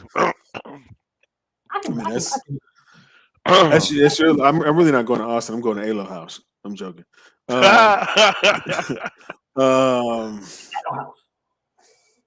It is true. I do have to pick one or the other. I have to pick one or the other, man. I can't. You think I got it? Like I don't got it like that. Team broke. Louisiana, yeah, we got. I mean, if y'all want, I don't mind doing the nosebleeds. They got some of the nosebleeds, but I'm not a big fan of it. Bro, I don't even mind just going to Louisiana and like watching. If I go, I want to see the game. That's what Ant was saying. Alo is man being there might just be better than actually being at the game. I'll even just go there and just be on the strip. Yeah. Watch the game at a bar, and then if we win, we turned up all night. If we lose, we still turned up all night. Boy, gonna be on Bourbon Street going crazy. Hey man, after drinking with Alo that night, yeah, we probably would be out there roaming the streets. It'll be a good time. I ain't gonna lie, I would really love to go back to NO though, man. NO's a great city, man. It's a great, How about great this? city, bro. The alternative, man. I did really well in getting some scalp tickets when I was out there. You mean like in front of the stadium? I did pretty well with that out there. Give me I'll let you know by tomorrow which one I pick, man, because I really do got to do one of the two. Be real. Hey man, yeah, let me know. I was about to buy the ticket right now. Just saying. Don't let Jerry go to New Orleans. Are you gonna be there? Don Bay, you gonna be there? Yeah. What Florida State fans planning on going to New Orleans? I'm coming with my people though. You ain't gonna just run up on me like, you know what I'm saying? I got people meeting me there if I go there. Don't let nobody run up on you. Stop it. Come on, let me go ahead and book this hotel anyway. Yeah, that's the thing too. We gotta book a hotel too. If we do go to NO, we gotta book that hotel. So that Saturday leave Monday. Saturday leave Monday. Yeah, I thought the game's on Sunday, right? The game's Sunday night. Yeah. Which Saturday gonna be lit too. NO is a great city, man. Friday's gonna be lit. I think I'm gonna lie to you, like I'm gonna be off Friday, Saturday, Sunday, Monday. So for me, I can make it a 4-day trip personally. You can. Vanessa's birthday is the 2nd, so that ain't happening for me. See y'all and y'all women problems. What? What? I tell you, I'm my kickoff. You ain't lying. Hey, we might have to walk that bitch. I'm gonna have to swim over there, bro. You know what I'm saying? Boxing, you know what's crazy, DF, is that you talk a lot about Miami for somebody who's not a fan, bro. You going to the game and everything, bro. I appreciate your support, bro. I really appreciate your support, bro. This guy. He got a Cuban Jesus shrine in the house. You know how they do it. You know what I'm saying? He got one of them with all the candles and whatnot. He just want to be one of us, man. It's all good, bro. I love you, bro. You might have to Airbnb this motherfucker, bro. Bro, there are some Airbnbs out there in New Orleans that are crazy and they're cheap. Who said UM has a chance? So what are you talking about, Firewater? You hold on. You don't think Miami has a chance to beat A&M? Objectively speaking. I'm honestly, I'm not even being a hater. I'm looking at if I'm looking at just the recruiting aspect of it. It's tough to say that. Now, if you want to look at it from a football standpoint, I'll probably have a better quarterback going into that game. But I still have questions on this TVD Gaddis relationship and how that's going to work out. Okay. So So where is A&M right now? Otherwise, I don't really see how y'all have a chance. Hey, that's what I'm talking about. Y'all, Bama Kane, which is a weird name to have, a Bama Kane. Sounds about right. So you're from Bama. That's crazy, Terrance. That's crazy. That's disrespectful. Hey, Bama Kane, I appreciate the $5 though. For real though. You know, we joke, we have fun, but hey man, I appreciate that $5 donation because you didn't have to give nothing. So shout out to Bama Kane in the chat for the super chat. And just for you, Bama Kane, I'm gonna give you a good old memory that you'll love. Oh Lord. What's in my pocket, dog? Big face Honda. Just left them all. Bought everything that I wanted. What are we doing right? Why would you do that? Why would you show that to people? Why would I not? Why would you show that to people? But back to the conversation though. Like seriously, what do y'all have to edge against Texas? Well, obviously the quarterback position is the first thing you point Other than to. quarterback, I will Right. agree with your quarterback. Even though I cannot name an maybe A&M running receiver back. that's elite. Maybe running back. Y'all probably have a better running back group. They just lost Spiller, right? Yeah, y'all might have a better running back group. I think they lost offensive linemen. Obviously, ours was trash, so it don't matter if we lost them, right? They lost offensive linemen. They lost Weidermeyer at tight end, right? I cannot think of an elite A&M receiver. I just can't. I don't know if y'all got one for me, but I cannot think of a You can't think of a good Miami receiver either. I'm just saying. As a Miami fan, you have guys that you think are good, but we got to see it, right? Same as Texas A&M. I think there's more washes than there are outright wins, right? Texas A&M just lost 2 defensive linemen. They lost their best one. They lost another one who's not even that great, but he went. How much do we take that into account? The fact that Jimbo just really owns y'all, or is that more of a Florida State thing? This Jimbo owns Miami. Yeah. Or is that more of a Florida State thing? You know who really owned Miami, and I've said that 1,000 times in here. Dalvin Cook owned Miami more than Jimbo Fisher. Devontae Freeman owned you too, but anyway. No, that was Jameis. Jameis Winston did his thing. Devontae Freeman did his thing. I give him that. I give Jameis. But I've literally seen Dalvin Cook beat Miami by himself. And Devontae Freeman did too. But go ahead. No, but that's another conversation. Does Jimbo own Miami? Well, they play on the same team. That's disingenuous. But spell disingenuous. Do you really want me to do that? I'm joking, man. That Broward County education, man. Who does Texas A&M have on defense? All those 5-star linemen. They got a whole bunch of them linemen. Yeah, granted they're freshmen, but come on, bro. Right, they've never played it down. But so who else?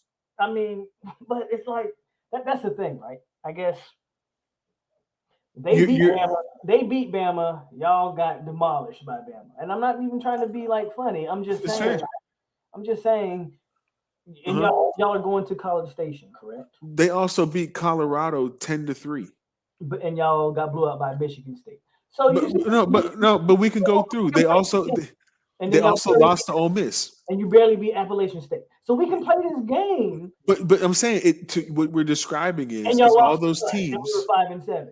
So but hear me out. So all those teams that they Chris Thompson. All those teams. I don't know who that is. The bad guy. Yes, you do. Don't do that. Bad guy. Don't do that. Don't do that guy. You can pull up. I can pull up the clip of the boy Chris Thompson running wild on y'all. I got cataracts and just. But what I'm saying is, Adrian, that Texas A&M team, they lost their best running back by far, right? I agree. They lost offensive linemen. They lost their best pass catcher, their tight end Weidermeyer, right? They lost to Marvin Leal. They lost their second best pass rusher, or their best pass rusher. I think the guy that led them in sacks, right? Y'all lost a lot too. Just hear what I'm saying. Hear what I'm saying. I think there's more washes if you're talking about based on what you know now. There's more washes. What you're banking on is the belief that Jimbo has more talent sitting. That's what you're banking on, right? Okay. And so you're banking on projection. There's nothing there to tell you that for sure. Either way, this is going to be a blowout. Either team. But that's what I'm saying. There's nothing there. I'm telling you. I think I see more of a wash than I do. They says TVD and defense, but we're just on here saying how you don't think the front seven is. I don't. I told you all those front seven guys have to play. We didn't have any depth. Right. So yeah, I would agree. That's not a crazy statement to make. But I'm just saying that you're looking at the matchup. I see more washes than I do see a definite look. Again, when we play Bama, I told everybody. I said it on this channel. If somehow we beat Bama, I agree with John White wholeheartedly. Okay. At the end of the day. When I said when we play Bama, we was either if we won that game, we won by like 2 or 3 points. But if we lose that game, we're just gonna get blown out. You can pull the stream. I said it right here, right? I don't see that kind of definite. You were gonna beat them. Who? That's DF right there. Yeah, because I had to. Am I a duck? What you want me to do? What you want me to do? oh man, Boston gonna beat Miami. What the hell, man? Get out of here, bro. Like that's stupid, bro. But at the end of the day, bro, I don't see a clear definition. I just don't. I I mean, don't that's see a way in them. you know, Let's be real. I just don't see it. not an easy schedule. So that's like outside of that game. But again, we can look at the rest of the teams on that schedule and say we're more talented than all of them, I right? mean, I'm saying outside of that game, But your schedule comes down to eventually you got to go over the North Carolina hump, in Florida State, and you got Clemson. Oh yeah, y'all do play Clemson this year. I forgot about that. So okay, I forgot that y'all play Clemson. But you, if you look, so if you ask me about Clemson game, I would tell you that Clemson has a definite advantage with defensive talent. There's no question about it, right? But they got no quarterback from what we remember. They got the running back. Offensive line, yeah. Shipley's nice. Offensive line sucks, right? Their offensive line sucks, and their receivers are iffy at best at Clemson, right? But I can make those definite statements about them. I can't make statements like that about A&M right now. I think it's all up in the air. I hear you. You know what I'm saying? And a true test, I mean, and I'm not saying this because, they played us tough last year. Appalachian State got like a 7th-year quarterback in Chase Bryce. You know what I'm saying? They're going to roll in there and they're going to be App State, and that's where you find out who A&M really is. If they go blow them out, then yeah, I'd probably be worried. Is that a Stella's? Yeah, Stella. Yeah, see, I know the bottle. You drink Stella Artois? Yeah. I'm on my IPA game now. That's when it comes to beer, that's all I can drink. IPA. You got to go get you a Lagunitas. But I used to drink Stella. Lagunitas is that. Bama came with another one. Yeah, I'm from Bama, but I'm a Canes fan. No big deal, bro. Show that man some love, bro. Bro, another $5. That's $10 total. Bro, more love to you. No big deal. Jurge, he's a Canes fan. It sucks for y'all that y'all are Canes fans, but for sure. Yeah. For sure. But so the fire the money goes into my piggy bank. Y'all don't know nothing about winning those because y'all haven't done that in a while. But anyway, Oregon played out of their minds versus Ohio State. Terrance, what you got? Hold on, bro. I'm sorry. Can I just say something about that Oregon comment, bro? I can't say nothing about the Oregon comment. Oh, okay. Yeah, you talking about that. I'm just with the Oregon comment. Here's the thing. Did they play out of their mind? Sure, right? But they're limited. The quarterback wasn't good. We know the quarterback wasn't good. The quarterback can get picked up by nobody. You know what I'm saying? At the end of the day, he overachieved with what he had. You can't say that he didn't. It's not some talented squad that Oregon has. You get what I'm saying? I don't know why there's this idea that Oregon's sitting on some kind of like. So here's the question: do you think Miami right now, as constructed, is more talented than Oregon last year? Yes. Without a doubt in my mind. What do you think, Terrance? You think you agree with Jurge? Without a doubt. Miami right now is more talented than that Oregon team. Without a doubt in my mind. Yeah. Without a doubt in my mind, boy. I think that's tough. Obviously, you got Thibodeau. Yes, and TVD is the reason. If you're telling me right now, if Mario Cristobal and company had their way at Oregon, he wouldn't have grabbed all those guys that are on the Miami roster. I mean, look, I'm partial to the Florida talent too, so I'm not necessarily disagreeing with you. I'm just saying. But I think it's easy. I mean, not easy. I think it's an interesting conversation to have. Oregon was looked at as, a top 10 team for most of the year. Sure. Miami entered the season as like a top 15 or 10 team, and then Bama happened, and Michigan State happened, and y'all kind of fell back, down. Can I throw this out there about Oregon? Obviously, hold on. Obviously, you would trade quarterbacks in a minute. We're just talking about last year's Oregon team. Miami.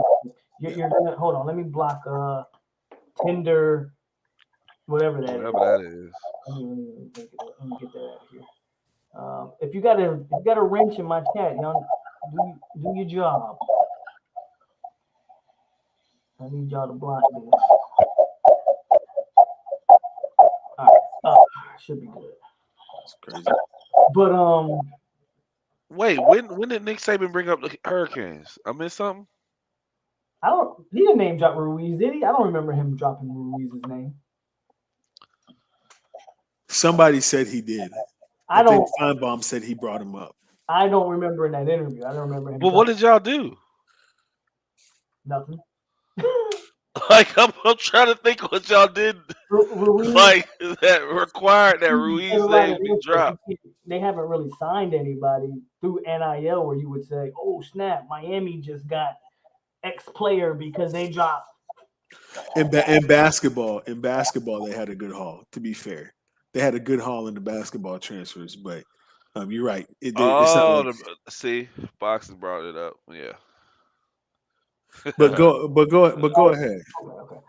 So I was just saying, yes, quarterback position, you trading all day. Obviously, you take TVD over whoever that guy was they had. I'm taking running backs too.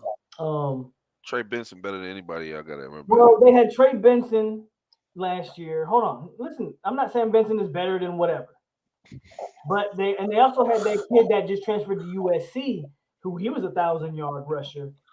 Running back might be a little closer than you think. Now Benson was actually hurt last year, so he wouldn't necessarily count. I'm just talking shit, bro. He wouldn't necessarily count. But what's his name? Trey Dye or something Dye? They played behind a better offensive line. Okay, so bam, you're taking the better O line. They have the better O line. They were also better coached. That's a fact. Dye, right. Dye is not better than Jalen Knight, and Dye would be third on Miami's depth chart today. Jalen Knight was balling in that game against Florida State, right? I don't know. Dye would be third on Miami's depth chart today. I don't know about that. What about I think that's a fact. Receiver wise, though, receivers are a wash. I think receivers are a wash. Receivers are a wash. But I tell you this: if Cristobal could have got Romello Brinson to Oregon, he took him. He'd take him in a heartbeat. He would have recruited him in a heartbeat. He would have recruited Brashard Smith in a heartbeat if he could have. There's no way he doesn't. He was same thing with Jacoby George. There's no way he doesn't. Sewell is better than any defensive player y'all had. Cool. What about the other 10 people? But last year they also had Thibodeau. Okay. Again, what about the other 9 people? Who are we talking about? This is the problem Mario had at Oregon. And somebody brought it up like, oh, they made it seem like he's recruiting all these top classes. He was getting highly rated classes, but he gets them in spurts. So Mario would get I think he has 2 5-star linebackers, is Sewell and Justin Flo, right? And then 2 years before that, he got Thibodeau. And then the year before that, he got Penei Sewell. But Oregon isn't in a position to attract a lot of depth, right? And I think we've talked about that before. Just regionally, you're not going to get a bunch of kids to consistently get up to Eugene, Oregon. You're going to get a couple here and there, but there's no way you're going to stack a bunch of 4-stars on the roster. Oregon's not that talented outside of those high-level guys. They're just not. They're just not. And Justin Flo is crazy. He's definitely crazy. Flo and Sewell are pretty good, but the guys in front of him, especially now, they're not that great. Really, really not that great. Okay, so you basically think it's just pretty even. I don't think Oregon, if all things were, if the coaching playing field was leveled, Oregon doesn't beat Miami last year. Oh, Don't think so. Just don't think so. But again, I have a bias, like you said, to guys from Florida. Of course, you got a bias. No, just guys from Florida in general. Listen, if y'all, I'm not gonna say if y'all, because I think, but even so, do y'all think if you guys had the same type of coaching and consistency that they've had at Oregon for however many years now, especially up front, do you guys think you don't go up to Oregon and beat them right now? Yeah, we beat Oregon. But what's special about Oregon? Not with Mike. I don't know if we beat him with Mike. But I'm saying coaching. I'm saying let's level out the coaching playing field, right, Adrian? So we have the same quality coaching, same quality preparation, all that stuff going into it. They're not that much more talented than y'all are. You know what I'm saying? It showed in Utah game. If Oregon was really just a mega talented team, Utah doesn't just walk over you. They couldn't create a splash play to save their life. They just didn't have the guys. They just don't have the guys. And that's not being disrespectful to the kids that play ball there, things like that. But that's the reality of what Oregon football is. You overachieve here and there. That's it. That's all you're ever going to be. That's all you're ever going to be. They're wide receivers. All right. Who they have? We talking about last year's roster. Who they have last year better than Rambo? In fact, I can't think of an Oregon receiver for the last. Stop. I can't think of an Oregon receiver for the last 10, 15 years, to be honest with you. Well, That's dumb. Hey, his little L. Hey, you see, he said a state though. Wait, boy, little L though. No, look, he said I live on an estate, bro. Hey, bro, it's lavish out there, man. Y'all, stupid, bro. hey, you go by Jurge house, bro. Make sure you take your Stuff, shoes off when you walk through the door. That's crazy, dog. That's crazy. Terry's really gonna sit up here and lie to me about me in front of all these people, man. Man, I'm trying to be like you, bro. We all trying to be like him. I'm sure, man. I'm sure. But what you have for Terrance, man? I'm sorry we got off on a tangent there. What you have for me? 3 hours, so it's up to y'all. I got nowhere to be. Well, you had something for Terrance. I at least want to hear that out. That's my fault. I don't even remember, bro. Did I have something for Terrance? Because I don't remember. I don't recall, man. I just came in and just, add my little add-ons, manicured lawns and stuff. I actually just did my grass today, so thank you for the compliment. Appreciate it. Yeah, I'm laying down some black mulch tomorrow. Are you? Where at? Yeah, in the front yard. In the front. Yeah, before I go out and have brunch. Can I get that answer though? Who's really the last receiver to come out of Oregon? That's a really good question. I can't think of it. We could do that all night with a bunch of teams. No, but just saying, who's the last receiver to come out of Oregon? Who's the last good football player to come out of Oregon? Mariota? Good football player, you said? No, seriously, who's the last big time draft pick from Oregon? Seriously, Mariota?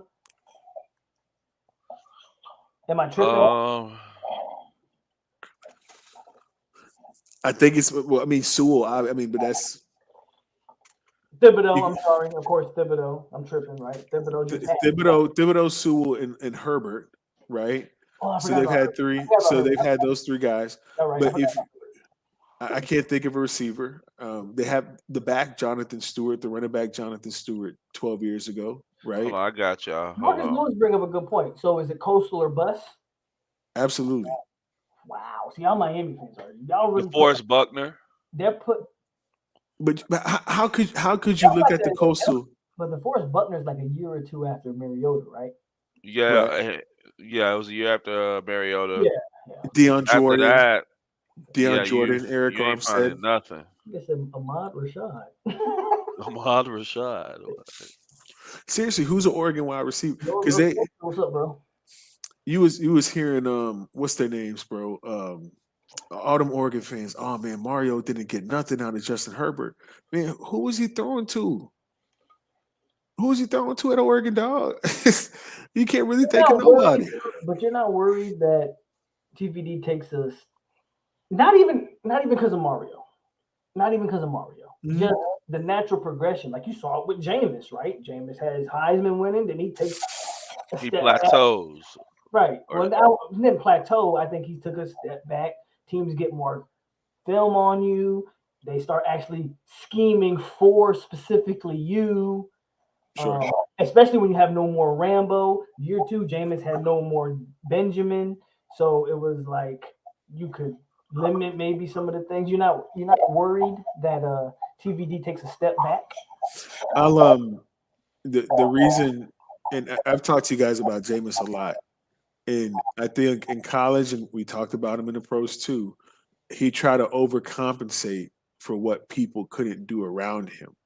And that was to his detriment on paper, right? Definitely did that. Yeah. Right, because you lost Kelvin Benjamin, you lost O'Leary, you lost Devontae Freeman. No, O'Leary was gone.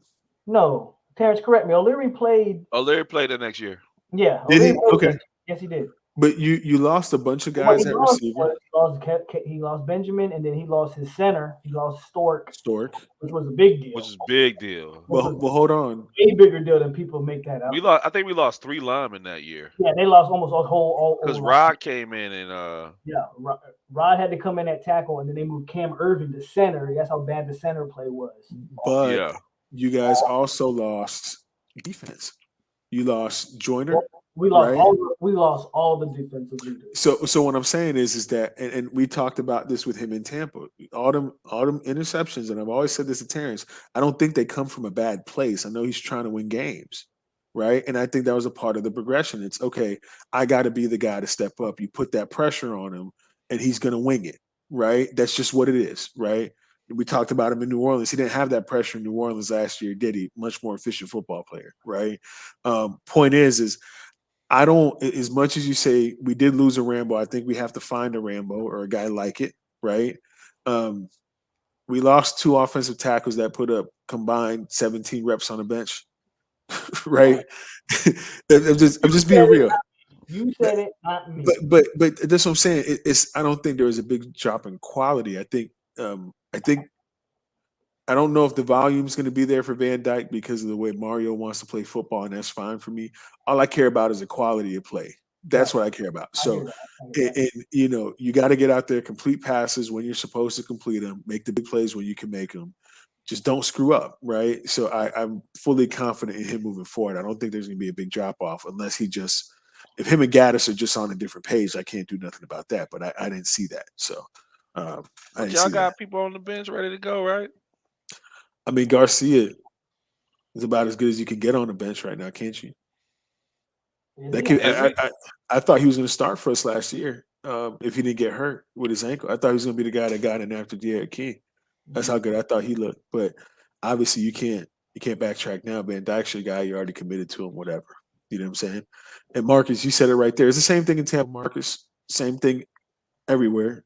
He saw Rashard Green and was it Rashard Green, right? Rashard Green was his guy his last year at FSU. Am I wrong about that? Am I tripping? He had like 110 catches. It was like 100. Rashard. Yeah, but that's what he's saying. He was force feeding cats. Like Jameis was put in that position. I don't even think Tyler has a guy he can force feed yet. So I don't think he has a guy he can. Yeah, I think he doesn't have like Rambo last year was the guy that he would force feed. Right, and he would get it done. Yeah, he would get it done. I agree with that. He doesn't have that guy. I agree. Yeah, for sure. I agree with that. But yeah, man, Coastal. I think it's got to be Coastal, man. I think the Coastal's weak as hell right now. Well, to be fair, it's always weak. Come on, let's be honest, bro. The last 3 years, last 2 years in particular. No, I'm just saying we weren't a clear pick. We weren't a clear pick the last 2 years because of how. I'm saying as a whole, the Coastal has always been a weaker division. But it's always been a tricky one. There's a reason why the winner of Florida State and Clemson usually won the ACC because it's always been the weaker division. Right. Now, my point, garbage. What I'm trying to say is, you got to get over the Carolina hump. I agree. Because outside of that, I don't really see a competition.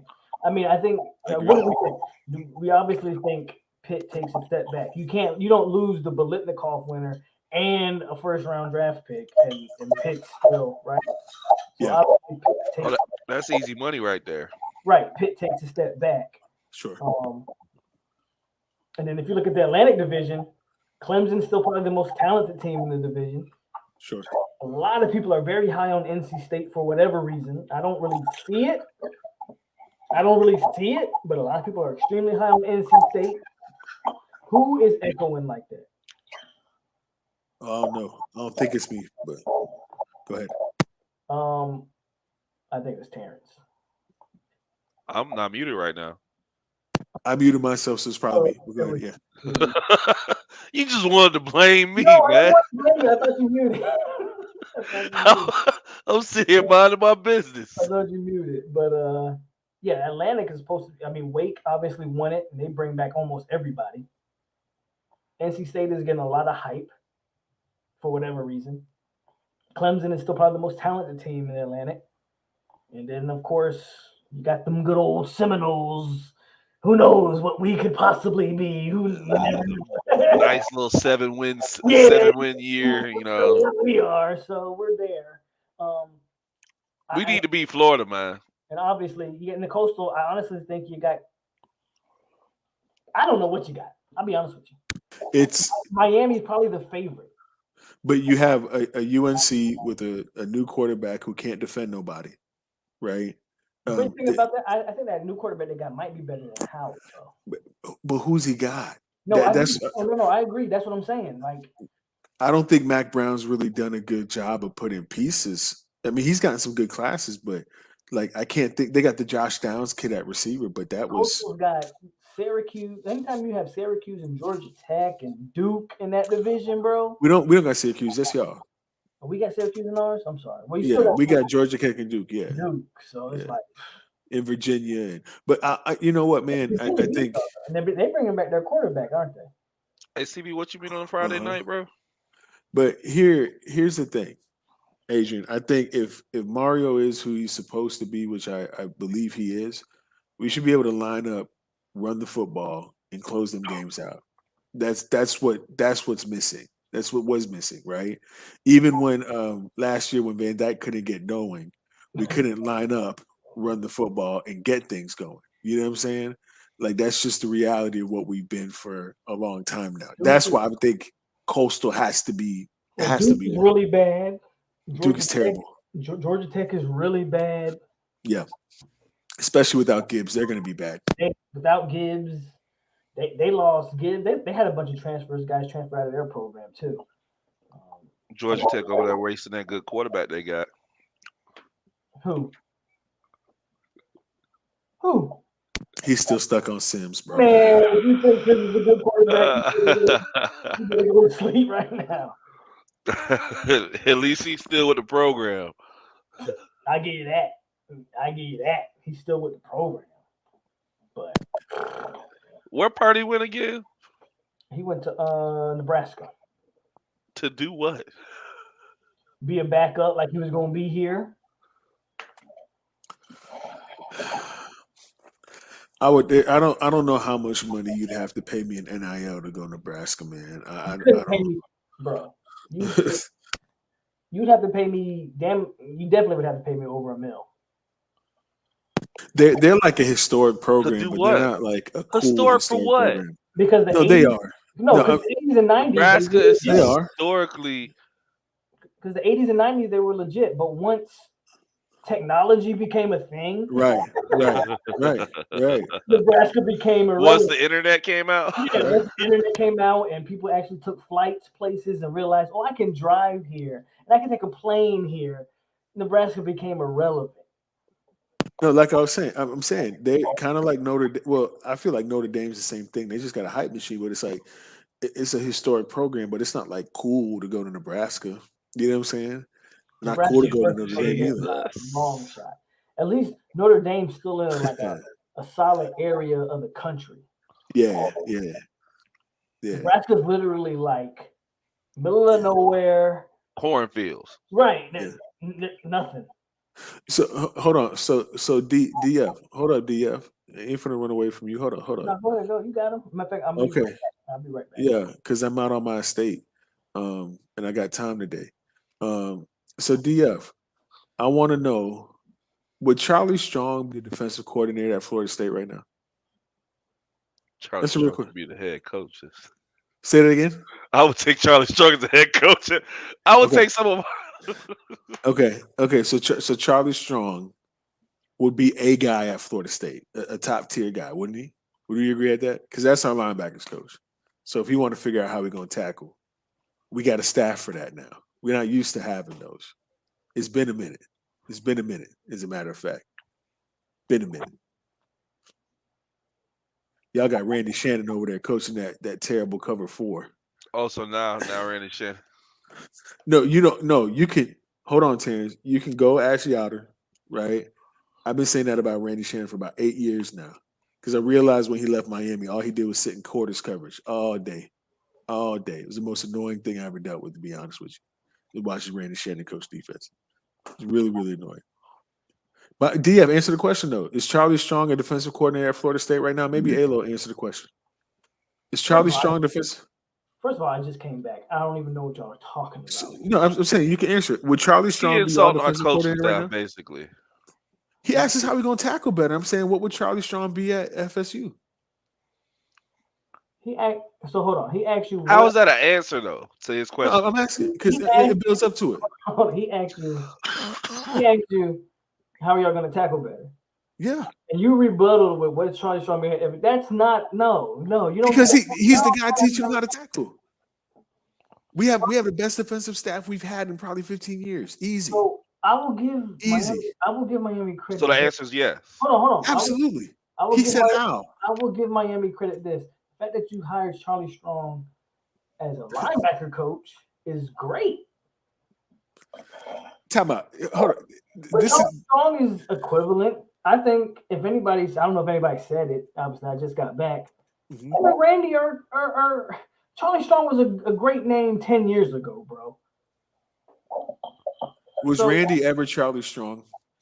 Randy was a great name 10 years ago, just like Charlie Strong. No. Was Randy ever as good a coach as Charlie Strong? Ever? All I know is Randy Shannon has signed the #1 overall recruiting class before as a head coach, and that's a fact. And what'd he do with the class? Well, he took over a program that was y'all just came off of that killing. He took over a bad program. No. What did he do with the class? So you can't. What did Strong do with anything? Strong put a first-round quarterback in NFL. Who? And he got cheated out of time at Texas. He got Strong got fired early at Texas. That's well documented. That's fine. And then he really took over a bad program in USF. He took over a terrible program. Oh no, he took over a bad program. I agree. That's terrible. But Randy's never been as good as Strong. That's crazy. They're equivalent, bro. No, they're not. Yeah. No way. No way. They are. No way. If you had they are. If you had the opportunity right now to make him your defensive coordinator, you'd pick him over Randy Shannon to show what Mike. I would pick him over Adam Fuller. Okay. But if you're telling me between Charlie Strong and Randy Shannon, I'd sit here and tell you, they probably doesn't matter. No, yeah, thank you, man. They're the same. I think that's cap. I think that's big time cap. I think it's big time cap. 10 years ago, maybe. I think now. I think right now. I think right now. No. One guy's coming from the NFL. One guy's coming from backup assistant. What was he? Recruiting coordinator. One guy's coming from head coach of USF and getting fired. What are you talking about? No, he's not. He just left the league. But he just left the league. So a year or two ago. He was in the league last year, and he was at Bama the year before that. Come on, man. You can't do that man like that, bro. Man, that's crazy. Y'all are overhyping Strong. Again, I think it's good that Strong is just your linebacker coach. It's fantastic. Just like I think that it's okay. It's good for Florida State that Randy Shannon is your co-OC. Because I think Adam Fuller needs a guy like Randy Shannon next to him. I think you're just. Strong's better than both of them, bro. That's not even. He's better than Fuller for sure. He's better than both of them. He's better than Fuller. But there's nothing you can really convince me that said that Strong's better than Shannon. The thing is that if we're looking at, because all you really go based off of is resumes for coaches. That's all you can go based off of, right? At his best, he was better, and in recency bias, he was better. He's been better. Oh, he was with that shit show in Jacksonville? Absolutely. Yeah. I forgot. Before that, he just won a national title with Bama. I forgot. He's just on a Bama national title staff. Bro, what was he doing in there? What was he doing over there? He was an analyst at Bama.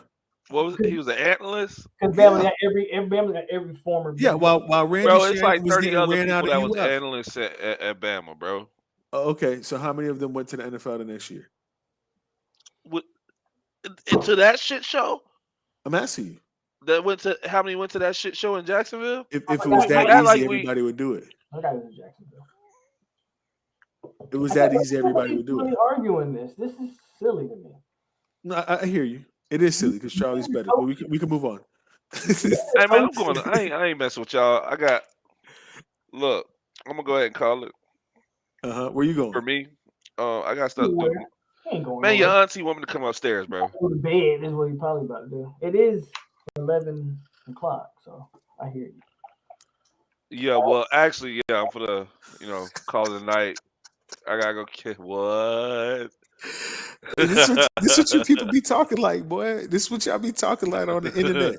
This what y'all be talking like on the internet, man. Out here talking crazy, bro. Mike Peterson. Y'all see Chad and bring his 2 cents into it. Hold on. Is CV's name Chad? Yeah. His name's Chad? Yes. I'm gonna call you Chadwick. Chadwick, don't ever come in here saying that again. Nah, he don't deserve that. Don't give him Chadwick name. Nah. No, you're right. My fault. I don't know if he's a black Chad or a white Chad. So it's he's Chad. A Gator fan, so probably a white Chad. Not that matters. We're all inclusive around here. Oh, man, we just talk trash. Don't get offended. Seriously, guys. Y'all know how we do on the triple shot. We just talking trash here tonight. That's right. Chad. I love Chad. Someone is the best at what? What exactly? Being Jimbo, pre-Jimbo. The pre-Jimbo. This is how you know DF is drunk. Get him out of here, man. Get him out of here, man. Hey, because of people like DF, I stay on my estate in Little Elm, and I never leave. And I'm never going to leave it. I'm never gonna leave it. You know what I'm saying? All right, man. I guess we'll call it, man. I want to call it. I mean, it's been 3 hours. So yeah, it has. DF said one too many things, man. You know. He said one too many things, man. We'll call my HOA on this, man. Charles Kelly. Okay. Where is Kelly at? Anybody know? Wait, Charles Kelly that ain't he locked up or something? You said locked up. God, dog. He got in trouble for something, ain't it? No. Charles Kelly, did he? No. Oh no. Let me research. Benefits of having 2 screens. Isn't he in Bama? He might be. Yeah. Somebody said Bama. Yeah, he's at Bama. Makes sense. I love how people go to Bama and all of a sudden they just revitalize and they're this brand new coach. All these guys as analysts. Mm-hmm. I don't know how they do it either. But resumes matter, man. Yep, you say you coached at Bama. Resumes matter. Yeah, he's the safeties coach. The safeties coach at Bama. Associate defensive coordinator and safeties coach at Alabama since 2019. They got 3 associate defensive coordinators and 2 co-defensive coordinators. And then a defensive coordinator play. Ridiculous. For real, though. At a certain point, I wonder how any team ever really manages to beat them. We've got former NFL coaches as position coaches, and it's really ridiculous. But that's why your boy's scared, man. That's why Saban's getting scared. What's there to be scared of, though? No, I'm saying because they're really not that good. Well, it's the resources are catching up to him. They're that good. I mean, he's not. He still recruits at the. He's a fantastic coach, but he had a stranglehold on resources. Yeah, for 15 years. Yeah, for sure. Yeah, that's all it is. Dan Mullins, get out of here, man. Is Mullins seriously at Bama now? Is that true? I thought he was doing TV. Nah. I thought Mullins wanted to go to the league. To do what? I don't know. To Mullins' credit, he's more of a coach that's built for the NFL than the college game. Or a coordinator, one of the two. He hates recruiting, but he loves. Dan Mullins ain't nowhere right now. Yeah. Oh, yeah, he ain't nowhere. No, he's enjoying that buyout money. Ain't nothing wrong with that. Hey man, take your money. Yeah. You think I would? Y'all want to make this like a every Saturday thing? Yeah, man.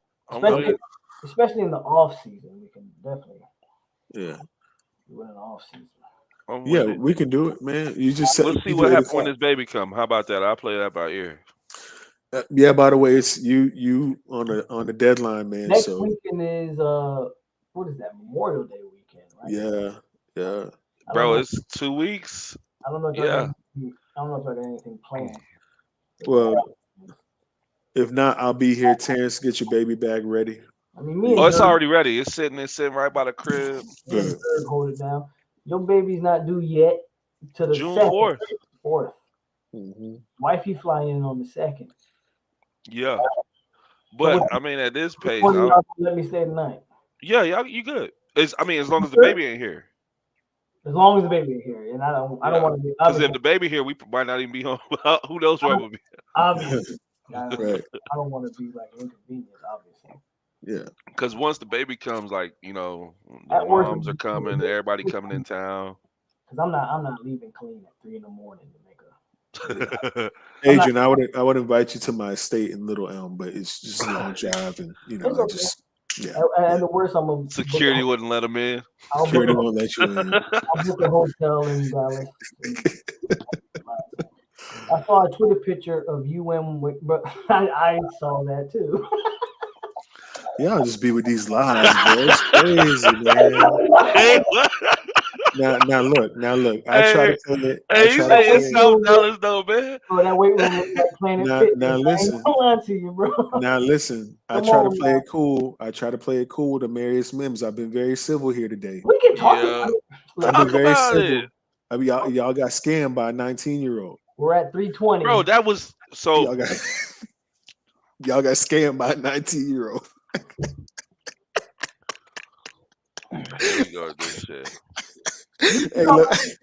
But hey, don't act like Miami was acting pounding their chest like they was all in the league. Oh, he would come to Miami. He coming to Miami. Here's what's crazy though. He played Miami the whole time. He was newsflash, Jurgen. In case you don't know, he was never making that trip to Miami. So, but obviously because he took y'all money. Obviously, well, I don't think he got paid. Our money?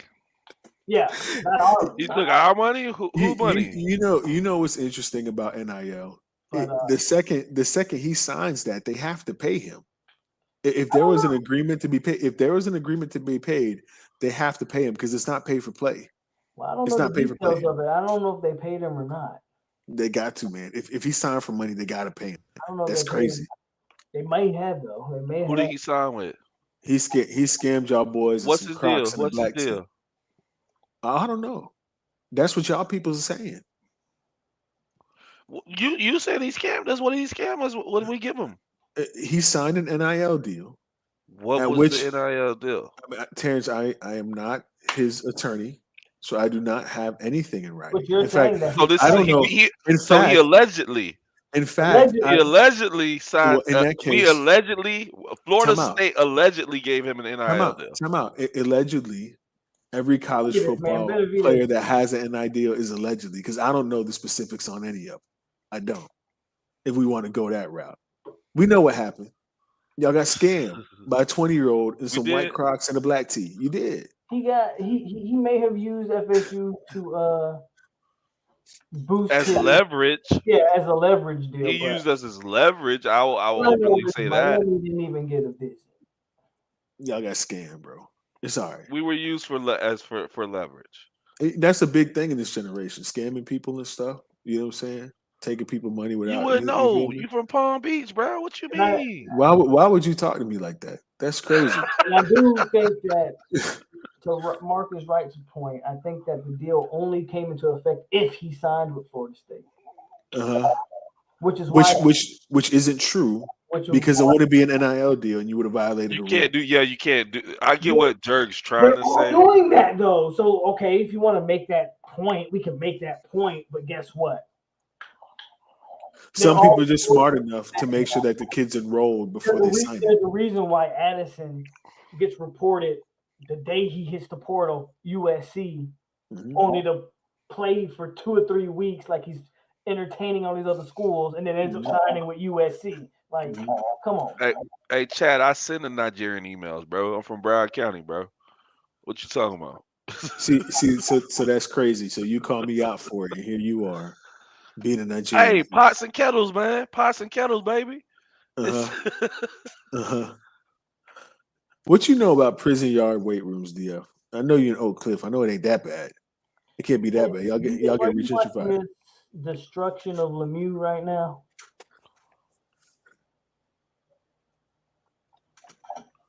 Just ridiculous. Marcus, I know that the school didn't give him a deal. I'm not stupid. That's illegal. I know that. I absolutely know that. We all know that. If Miami gave a kid a deal, to be honest, Terrance is actually he's more lenient on that Mim situation than I am. Is he really? Yeah, he feels like Mike don't deserve any blame for that. Well, when we talk personally, I feel like there's no way that happens. You get him on campus for 3 days and you don't make him like commit without leaving. Like, that's just me though. It's just me. Yeah, my thing was just like there was some truth to what happened with his family or whatever. No, what happened. Absolutely, what happened. It wasn't his family directly. It was like a best friend of his, and that did happen. But I still feel like he's supposed to seal that deal.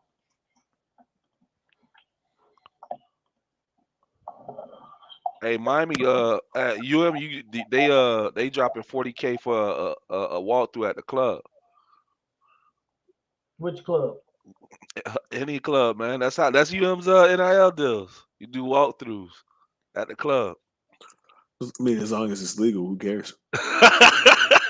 Hey, bro, you think I'm just being very real.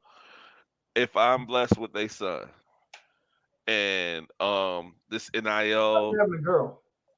I mean, eventually, at some point, one day. Oh, okay. Shoot, if my daughter get an NIL deal at one of these, like South Carolina.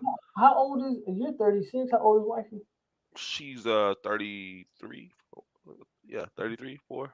She got a little bit more time. Hey, we're gonna pop one out. One more out. Adrian, don't say he's 36 again, bro. Like, we've been through this. I'm actually 35. Whatever. I'm 35.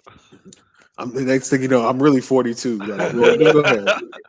But but even my daughter, when it comes to like the way the NIL deals are set up right now, I would definitely be like, hey, you know what?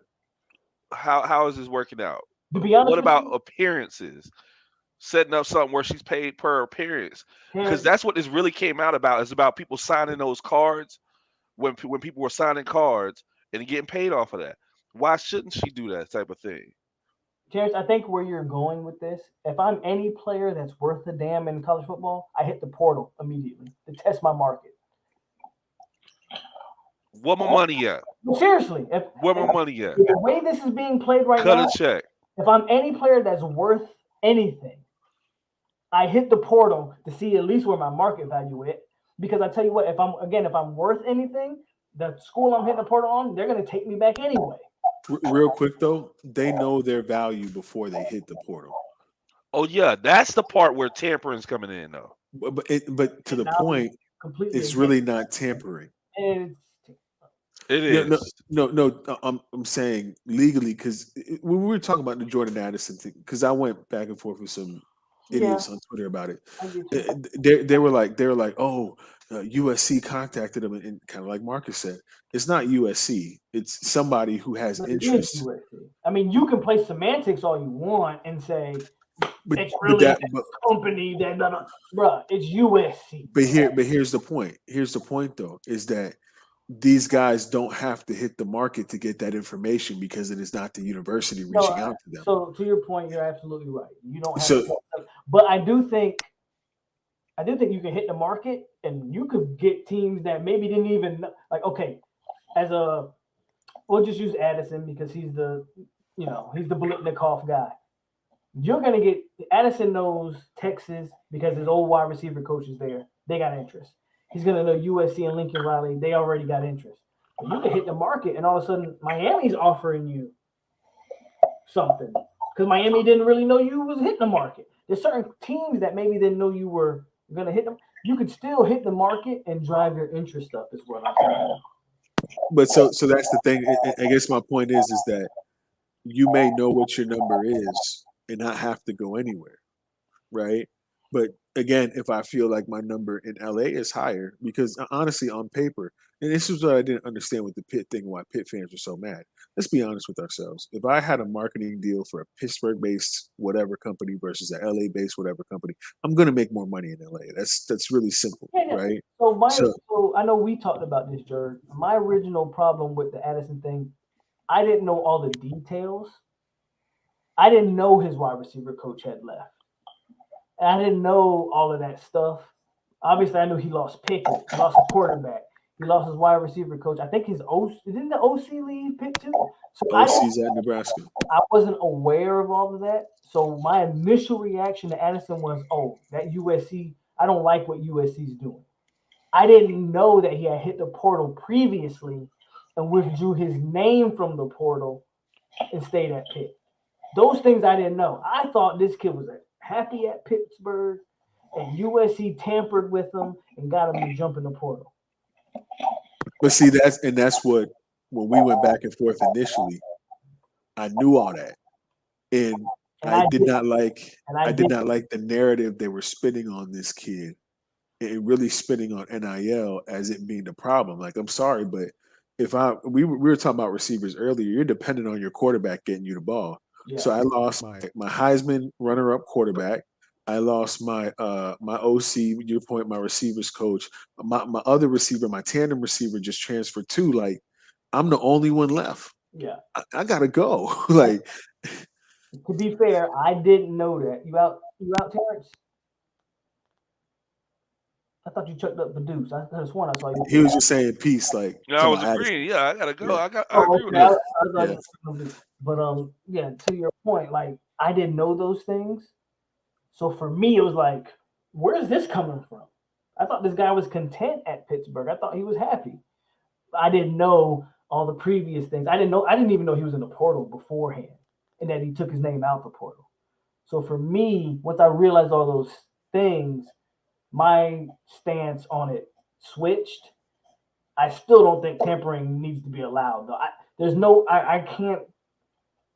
Teams should not be able to contact a kid that isn't in the portal and be like, "Hey, man, I know you're happy at Florida State, but come on over here. We got a couple bands for you." Like, I don't like that. I don't like that. That's the problem with anything that's free market like that. Yeah, and that's the problem. But yeah, I think, I don't know, the word tampering. Like, I get what you're saying. I don't know, man. I feel like people been I always say this, but people been doing this forever, dog. Like, it's just the way the game goes, bro.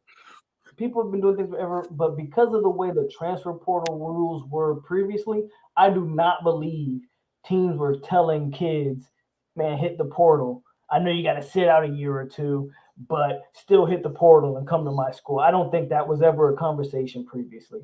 Now, with the portal, there's no sitting out a year.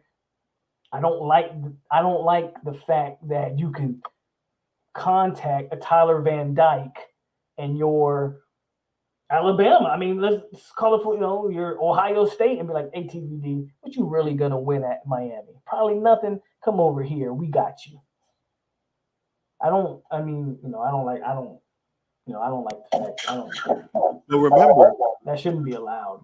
Ohio State got Quinn Ewers to leave high school early for $1 million NIL deal. Yeah, it did. Didn't he reclass to leave early? He reclassified to leave early so he can get reclass, left and early. then still left and went to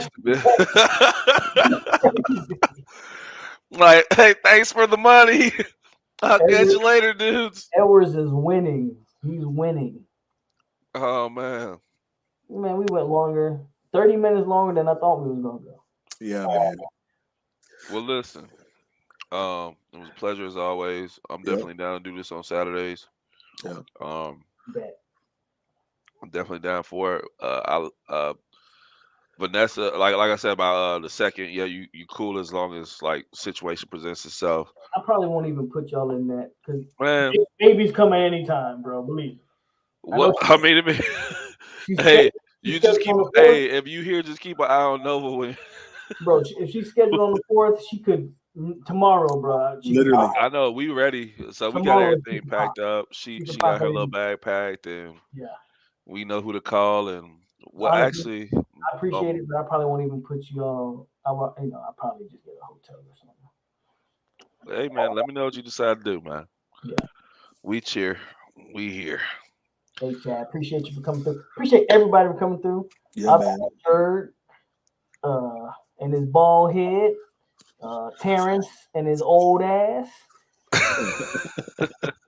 Hey, Jerry sleep with his front door open. He don't get robbed out there. he leave his front door open. I do set my security alarm. Jurge is in the neighborhood that they all are. Here you go. They all are partial to the Buffalo shooter. We'll just say that. What? Wow. Wow. Jurge Oh man. Oh my God. Wow. I'm gonna go and I'll see y'all next week. Yeah. Jurge know where he stay at. I got to see you guys later. See you guys later. Oh man. All right, man. Y'all take it easy. And NRA heavy out there where Jurge stay at. That's right. Oh man. yeah. All them flags be out there flying. Yes, sir. See, don't tread on me. It's heavy out there where Jurge. Listen, when I show up missing, I just refer to all this. That was buddy who came in talking about South Alabama Tech earlier. That's probably what they're watching me. So thank you guys. Don't tread on me. Yeah, thank you. But all right, y'all. All right, bro. I'll catch y'all next weekend, right? That's right. Saturday. All right, let's do it. Next Saturday. That's right, man. All right, now. All right, y'all. See y'all then. Yep. All right, y'all. There you have it. As always, it's your boy POLK over here on 863 Seminole TV. And we got you. We went 3 hours and 36 minutes strong. Y'all have a good night. Stay classy, Seminoles. Go Noles, and we got you, y'all.